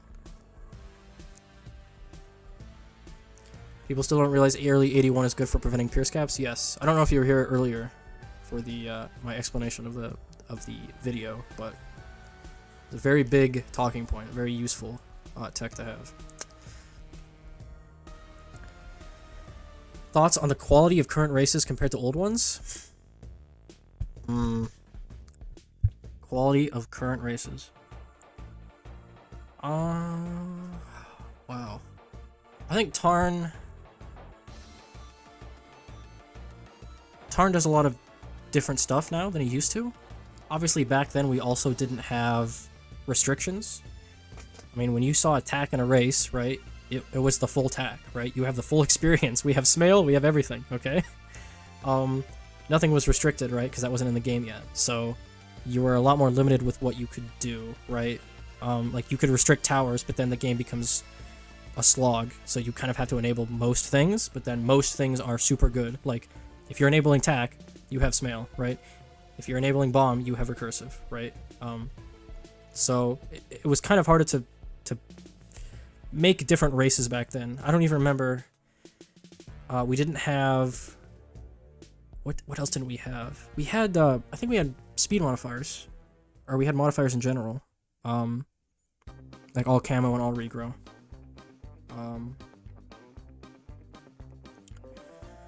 I don't know, I think Tarn goes through streaks, I'm gonna be honest. There's some races where, or some months where it's like 4 in a row, it's just like, wow, this is awful. This is terrible. These are all degenerate. And then there's some times where he's on a streak and it's like, wow, this is an original race, fun strat, boom, next week, original race, fun strat. I don't know, I have to really think about that one, compared to like broadly speaking, old versus new. I'd have to like go back and watch every race, or not watch, but just familiarize myself with sort of the past races, to say something like that. I think I say in general, it probably slightly better now than they were back then. But I don't know. I couldn't tell you actually. I have to look into that. That could be a stream. That's a stream idea right there.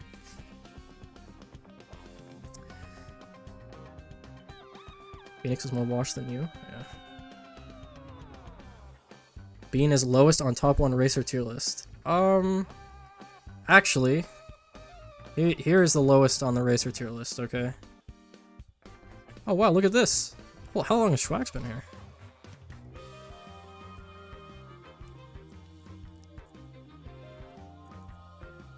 What's up? Bring out becoming a streamer? Listen, I just wanted to do a stream. I just wanted to see, you know? Would I get 2 viewers or would I get 4 viewers? We got a decent amount. We got 10. Or we got that. Decent average.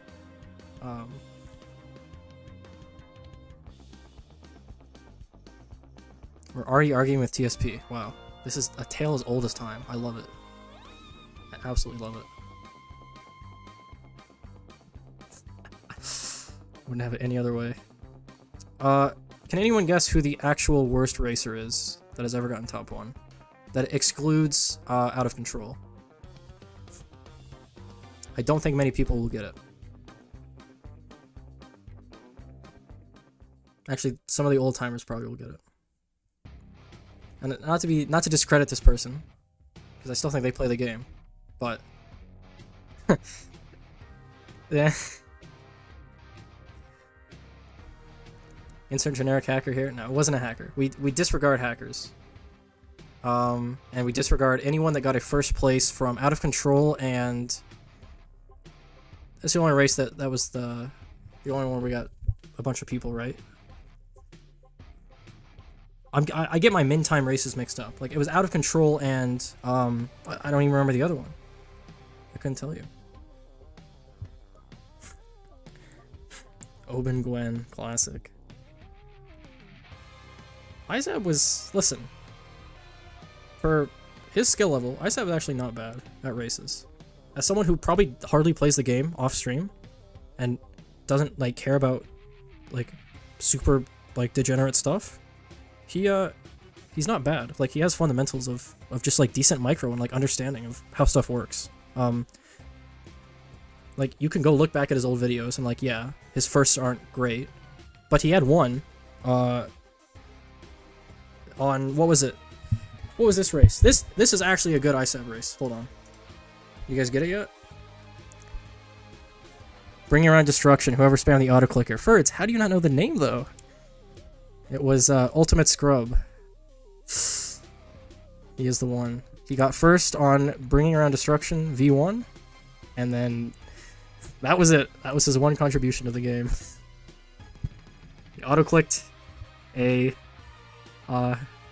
basically free race, free strat. Scrubbiest on Discord. Yeah.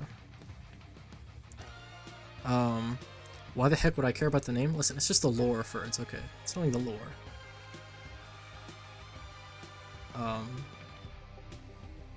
And what's actually funny about him is that he also has a first from Out of Control. He got 2 firsts. There's probably somebody else that's close. I'm trying to think of there was some random racers.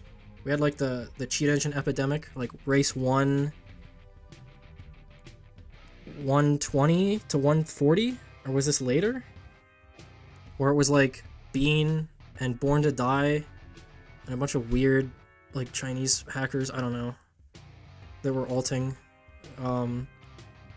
I'd still say they're above Scrub, but Valentine Special. Yes. ISAB Valentine's Special Race BTD6.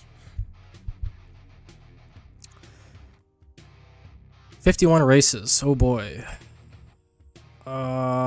This is...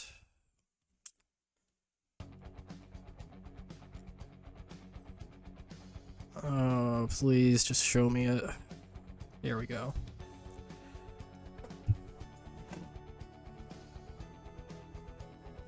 This, if you actually watch it, he's actually not that bad.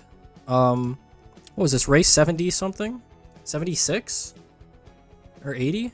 I think? February 18th, 2020. It might be a bit later even, actually. I don't remember if TSP gave him the strat, I'm gonna be honest, but even still, he did pretty good this race. He had some decent clean too. That was like actually cool to watch. Oh, he got second on this one too. I forgot. Did he not get first on this one? I thought he got first.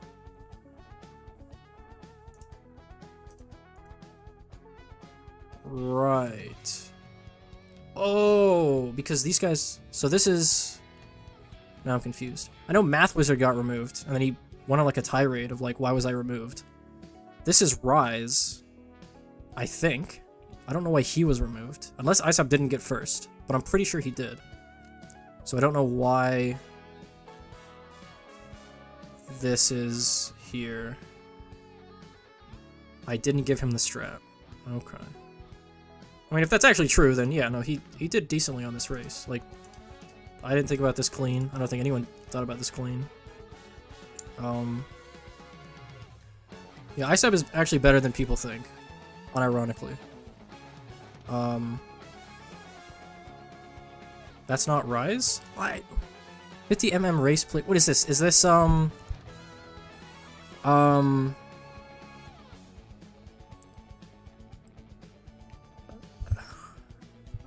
I don't know. I should know. It's not Skibimi, is it? Flan? No. I don't know who this is. What are you question marking me for? I don't know. Oh, is that you?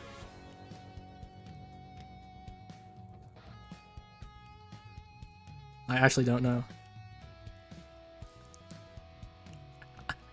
Yeah, he did get first. Okay, see, I was remembering right. For someone who prides himself on the lore, listen, listen, okay? It's a long time ago. Usually, I would get this sort of stuff. That's not Toby, though, either. I don't think. It was someone that was removed, right? So obviously, they're doing some shenanigans. Right, was this 2 years later? Yeah, I saw the 50mm race, and for some reason, Rise popped in my head. I don't know why I thought Rise. It's not Toby, no. It's not me. Yeah, just tell, who is it on the index? Just tell me.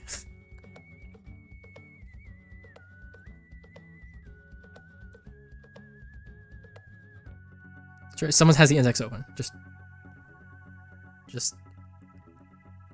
It's Toby. Okay, so first just said definitely not Toby, not listed on the index as Toby, and then you say it's Toby. So I'm getting very conflicting messages here. I'm looking at the index and it's Toby. Right. Yeah, there are only 3 I mean, I know Toby has a lot of thirds, but... Oh, okay. I mean, I generally don't know who it is. So, that's why I was wondering. That's why I was curious. I should have known, right? This should be my bread and butter, these past screenshots, right? So, I'm slacking a little bit there, I'll be honest. What did we miss here?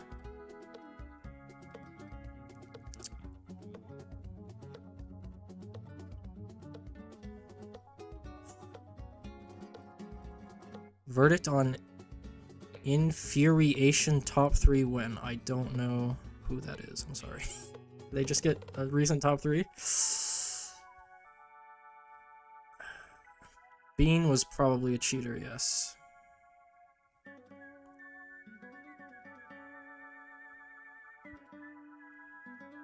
When are we getting a tier list of racers that have 3rd place but no 2nd or 1st medals? Ferds, I'll tell you right now, you're on the top. You're S tier on that tier list, alright? I'll give you that one.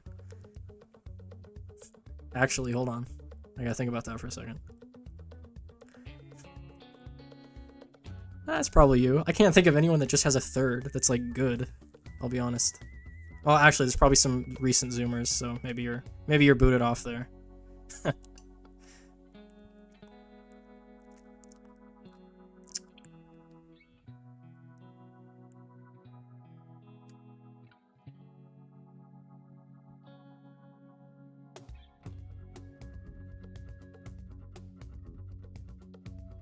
Dunking on 12-year-olds, right. Schwack special. Ready, Set, No, that was the one that I was thinking of.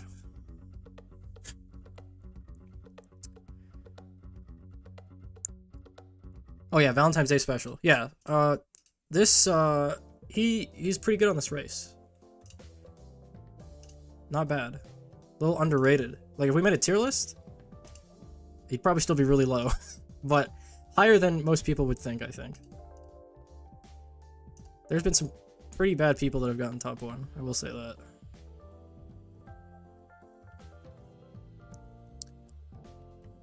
And this type of race, we need more types of races like these, right? I think this is actually a decently unique race idea, or no selling Adora. It's very niche, and it's probably not like insanely fun, but I think it's unique enough that it would be fine to have again and still be enjoyable.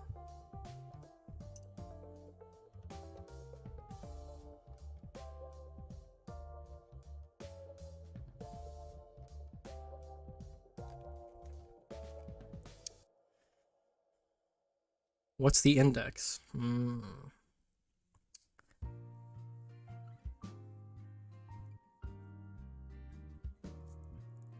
leaderboard I see isn't the final leaderboard. Oh. Why the fuck? ISAB. Oh, no, he does scroll. Oh, look who it is. It's TSP. Didn't give the strat TSP. Okay. Okay.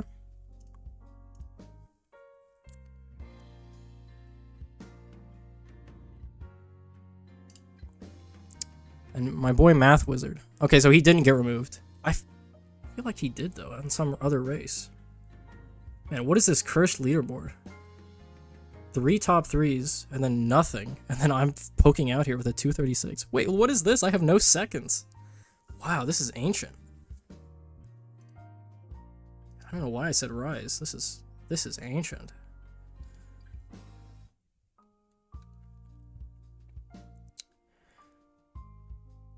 There's a scripter who stole ZT top 3.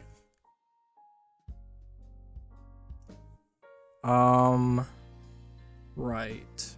Don't know about that one. He was removed, then re-added. Oh, yeah, I remember there was just some weird shit with him. And he was vocal about that.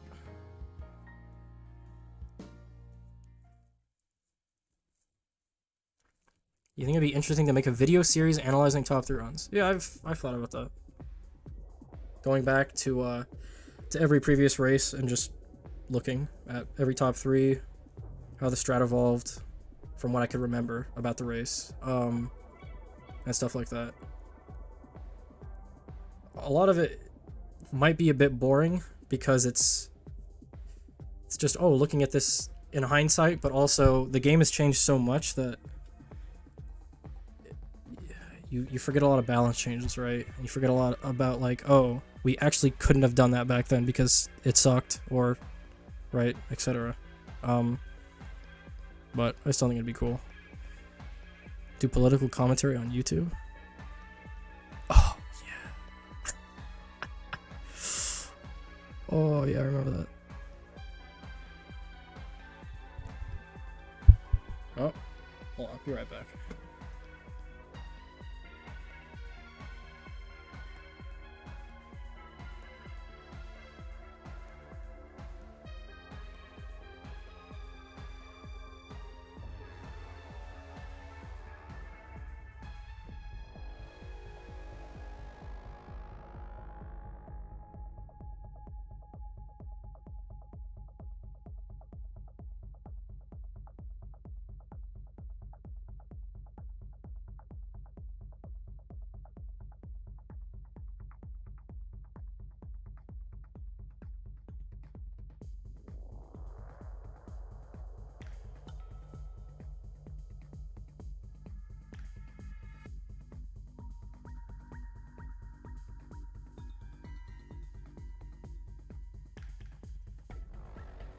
Infuriation was a random racer that scripted and stole my 3rd. Right. Interesting.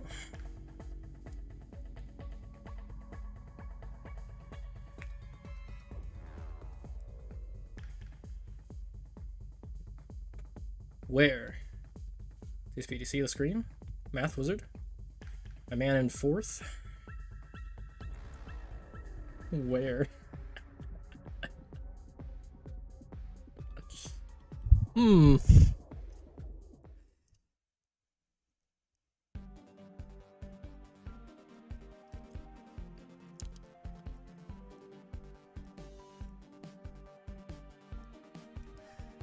I miss anything else up here?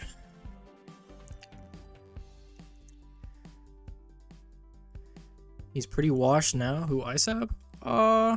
Maybe. I mean, if you give him a strat, you probably can get top 3.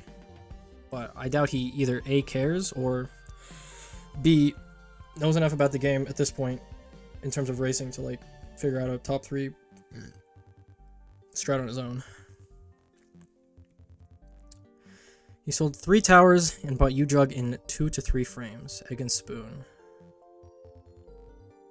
Did I watch that video? Now I'm curious. Link it. I'm curious. Reading the chat up and down. I mean, you bounce around. That's what you do.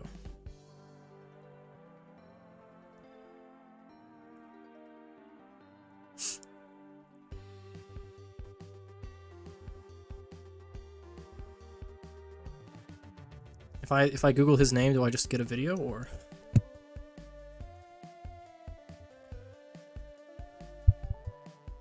The answer to that is no. Oh, I do. Okay, I did watch a video. Yes, I did watch this video. What was my verdict on this video? It was the... Oh yeah, I did do this. So it was this sell for U-Jug. I think my verdict was, it's really fucking suspicious, and it's a good chance that it's scripted, but it's technically possible. Yeah, I don't know, that's rough. Yeah, I mean, is this random guy like actually that cracked at micro, or is it Occam's razor that he just did script, right?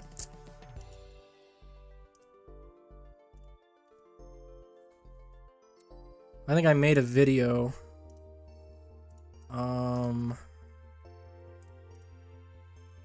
Oh, can I find this? Am I gonna get doxxed on my own channel? Why don't I just do this? Why don't I just do this? Videos. It doesn't show you unlisted videos. You have to go into customize channel. Right. No, manage videos. Was it this one? Fuck yeah, probably. Okay. So I recreated this to see how realistic this was.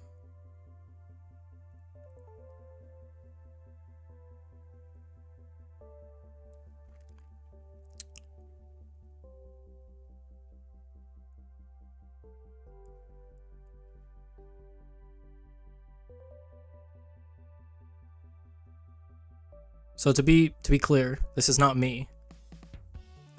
This is a 2-second script I made that tried to mimic the inputs as close as possible, like the time frame, right?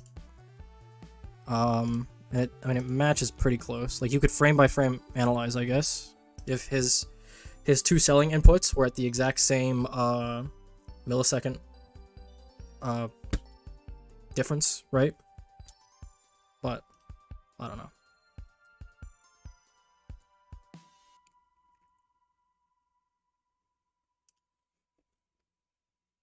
I said it was washed AF, I can confirm. Okay. Thoughts on Supernova top 1 because Infinity got flagged and then because Mintime was prepared strat.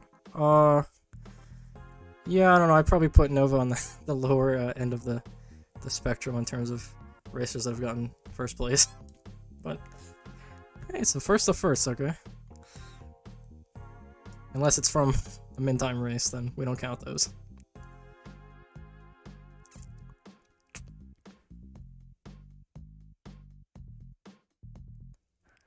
Analysis on the Orca race? Listen, all you gotta know about the race was it was dog shit, okay?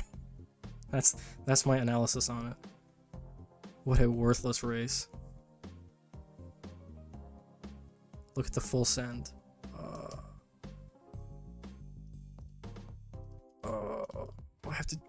I just looked this up and I don't have it anymore. What happened to it?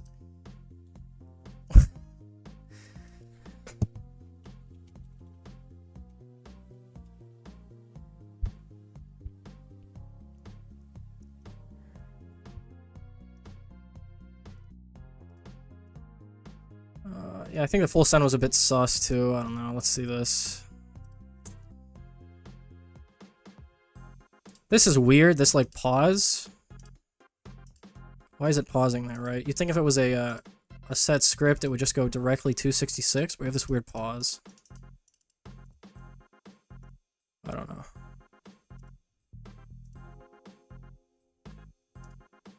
Yeah, I mean, I don't know. Occam's Razor, it probably was scripted, but I don't know. I mean, you don't technically have enough evidence, but I mean, you can just look at the towers being sold, right? Now, if he goes and he gets more top threes and like with unique strats and he looks like his micro is like good but not insane, like I don't know, you might look differently on this, but considering he has 1/3, it's, you know, obviously a bit more interesting. I guess if you want to look at the intervals between this send and see if these are all perfectly in between.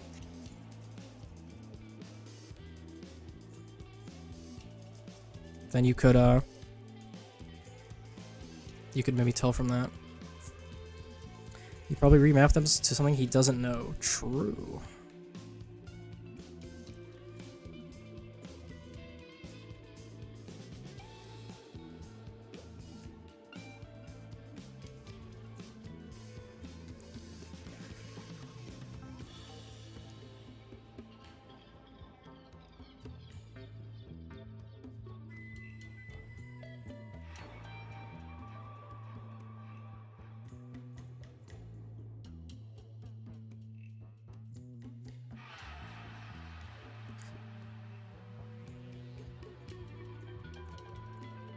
Slow down and time the inputs, yeah.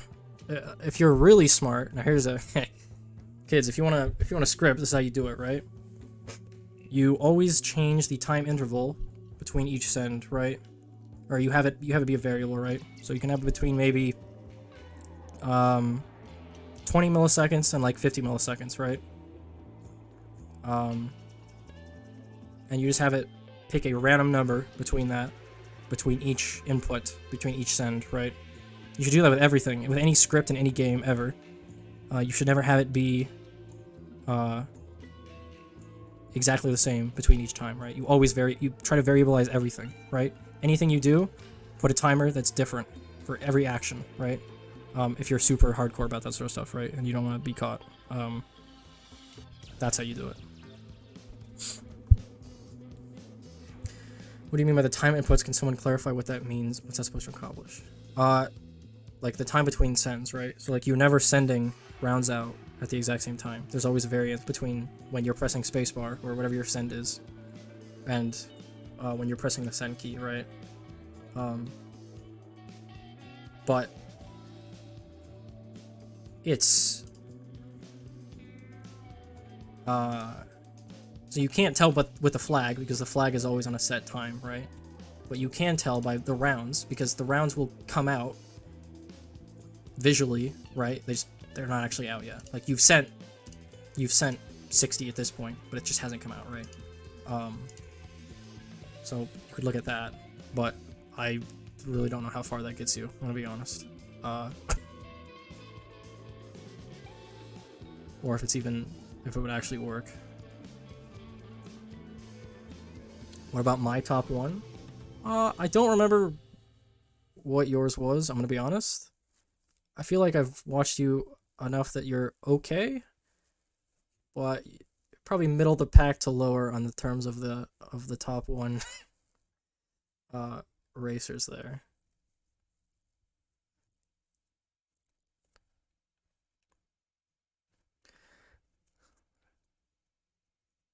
The tutor defense of clicking the hotkeys really fast by drag clicking. Yes. I mean, listen. Minecraft PvPers, okay, they do some wild shit. I wouldn't be shocked if you could. But, like, realistically, you're really pulling this tech out in a race like this with no other top threes. I don't know. It's a bit interesting there. Like, we're not even doing this to get a first place, right? Like, we really needed this to get third. That's a bit interesting to me. I don't know.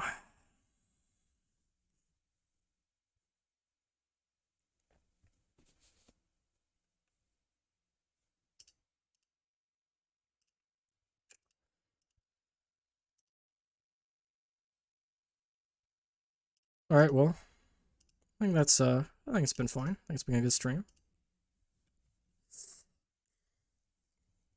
I guess if anyone has, what was the yeah, the original point of this was this race. If anyone has any questions on this race or any last comments or concerns, feel free to voice them now.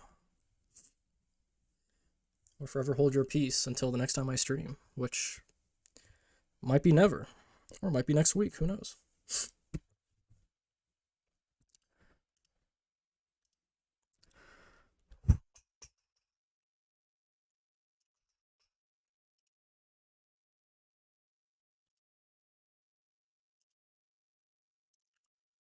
Actually, I could look if there's anything else that I wanted to talk about.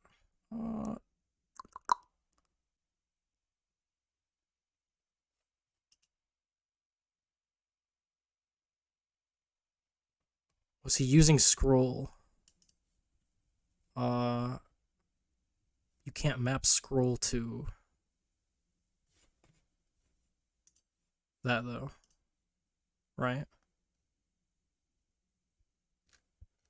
Oh, holy shit, that's why. Hold on. Well, I said I was going to end stream because, like, nobody was talking, but my chat is just autistic, and it wasn't updating.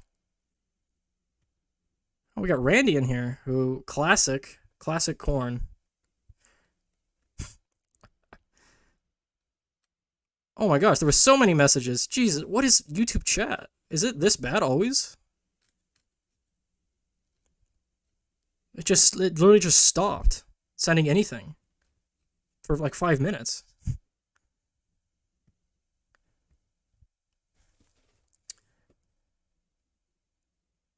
Did Randy do that when scripting? I don't remember what Randy did when he scripted.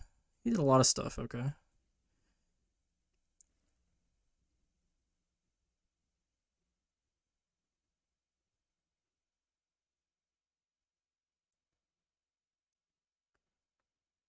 Don't beat around the bush. Give it to him straight. Yeah. Rank everyone in chat. I mean, Randy's here, so that's an easy, that's an easy bottom there. So got that out of the way. I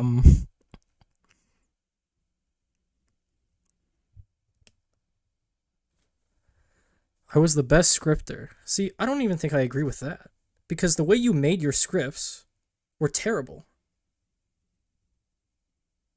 I feel like I could make easily better scripts than you to race if I wanted to, right? That would like perform better. You did some jank stuff. I don't even remember anymore, but I remember looking at it and going, "Wow, this is just unoptimal, even for scripting." Damn right on my bottom. That's the spirit.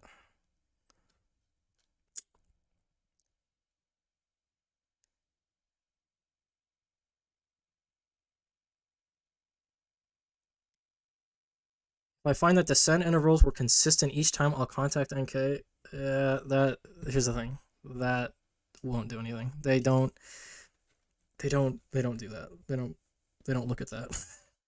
Not only do they not understand what's happening, they probably would say that's not enough evidence because yeah, they are never going to act on anything that isn't like literally they see it in their systems as like, oh, this guy like hacked in shit, right? Like they could take a look at that Phoenix video from back then, and even if I showed it to them like on that day, they wouldn't do anything because like they wouldn't. I don't know what else to say. They just don't do that. Why was 81 good? I feel like you were here when I explained this, right? Hello, Ultra? But I explained that a lot previously in the stream. And surely I'll make a timestamp and and do that when the VOD goes up.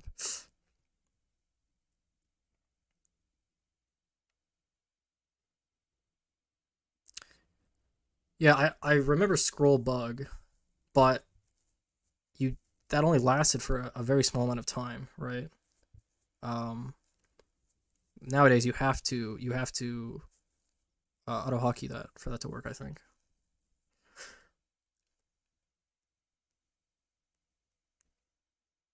Thoughts on Sock not uploading? I have no idea who that is. And all top 3s were uploaded, so I don't know if that's a different race.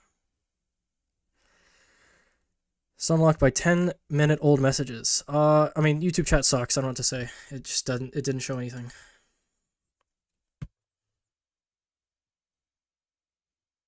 Recital. Yeah, you could at least answer my Discord messages, Randy. I know you're a busy man, but...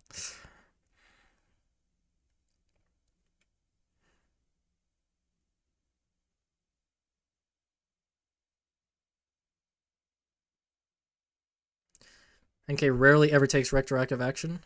Yes.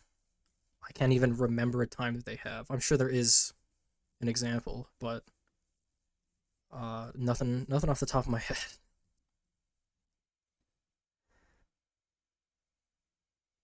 For the first race, you could use SMS on mobile. For like the first 5 hours, I think, yeah. And then they patched that shit real quick.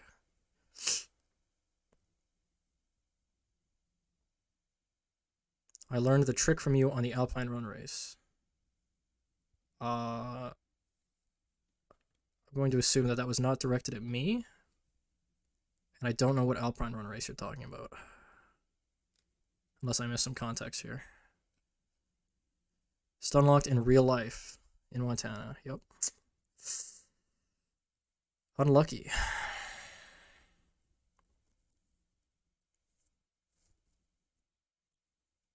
Sock equals SOS. Okay, I'm gonna be honest, that did not narrow it down at all. I think that's this person? Yes, okay.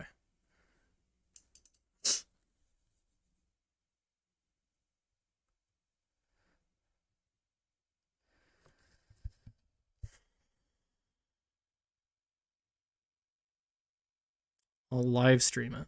Oh, you know what? I'll head on down. I'll be there in person, right? I'll take the next train available. Hop right on down. Judge you for myself.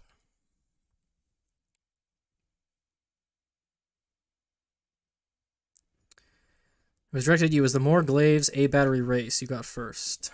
I don't know what the trick is, unless I'm missing context. The trick of round 81? Oh, that's probably it. I think.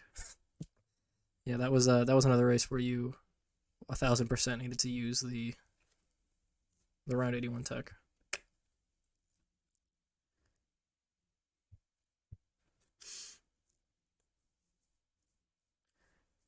Listen, trains are the best. This is a hill I'm gonna die on, okay? Trains are the best mode of transportation, bar none, okay? Let's back that up. Bikes are good. I wouldn't classify bikes as they're a different mode of transportation, right? I like biking, but I'm not gonna bike to Washington, right? So you think about your basic modes of transportation, right? You have you have ship, right? You have an airplane, you have a train, you have car, you have bus, like a fucking trolley, some hybrid car like limo, cab, right? You could lump that in. Trains are just the best. You get on a train and you just chill. You're just chilling. It's so relaxing. There's no stress. There's no nothing, right? You could literally have like a bomb and just walk on a train and be fine, right? Like, hell yeah, brother. That's the freedom that I enjoy. But really, your time has no value. See, you've said this before, right? And this has always been my rebuttal, right? The amount of hassle and stress that you put yourself through to go on a plane that, in all honesty, is hardly any faster because of all the bullshit you have to do before getting on the plane, right? I had to go through 5 hours of TSA and being at the airport and waiting next to a bunch of like dumb fucks next to me, right? And then I had to get on a plane that's cramped and cluttered and messy and garbage, right? And you have like altitude sickness or whatever, and you have it's just all awful. It's just everything about it. Okay, it's not awful. Like I'll fly. That's fine. It's adequate, right? But the level that you get on a train is just 10 times better, right? Obviously, if you don't live where Amtrak goes, you're pretty fucked, right? So in that case, yeah, it's worse. But if you do live next to a station, right? It's so good. Better than trucks. Yeah. Hard for me to say that one. Classic copy pasta. Who uses a ship to travel long distances? Yeah, that's actually true. That's a pretty like boomer take there. It's basically like what, you go on a cruise and that's it? Like who else actually goes on ships, right? I'm curious, I would assume it's way less expensive if you're maybe immigrating or not even immigrating. I feel like it's the cheapest thing you could do, right? If I had to cross something, if I'm choosing a plane or a ship's probably going to take 10 times longer, but it might be cheaper. Maybe. I don't actually know that. I would assume. I board at Seattle and it takes 20 minutes. That's good to know. I'm proud of you for doing that, but that's not realistic at all. That's just not realistic. Unless you fucking master the back rooms, right? Bribe some people. You know the people that are gonna get you in places, right? Maybe you have like a fucking American Airlines pass, right? You're skipping through to the short lines.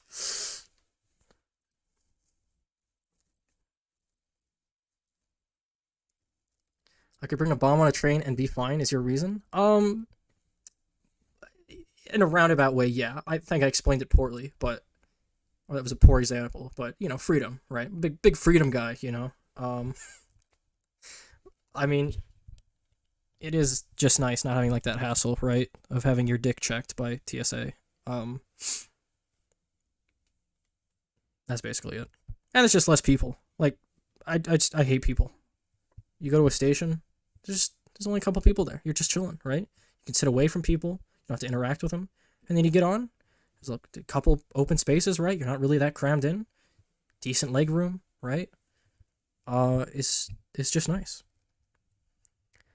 Trains are better than anything road-based. I can't disagree. I mean, yeah, it's just facts. Now, that being said, I do acknowledge that Amtrak could be 10 times better than what it currently is, because there are some issues with it. There's a lot of issues with it. But as a base level transportation, trains are the way to go.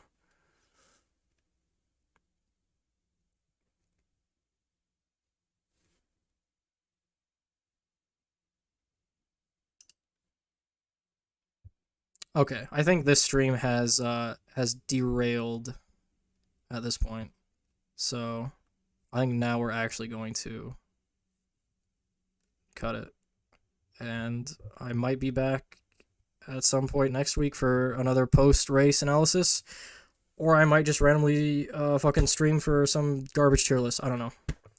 I won't be joining the next one. Listen, that's fine. Okay, you made this one. That made everyone's day. Okay, that's all the world needs. Okay, a little bit of schwacks.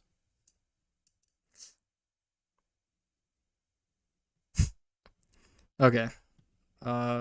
Thanks for the 5 people that came out. And have a good day. Adios, folks.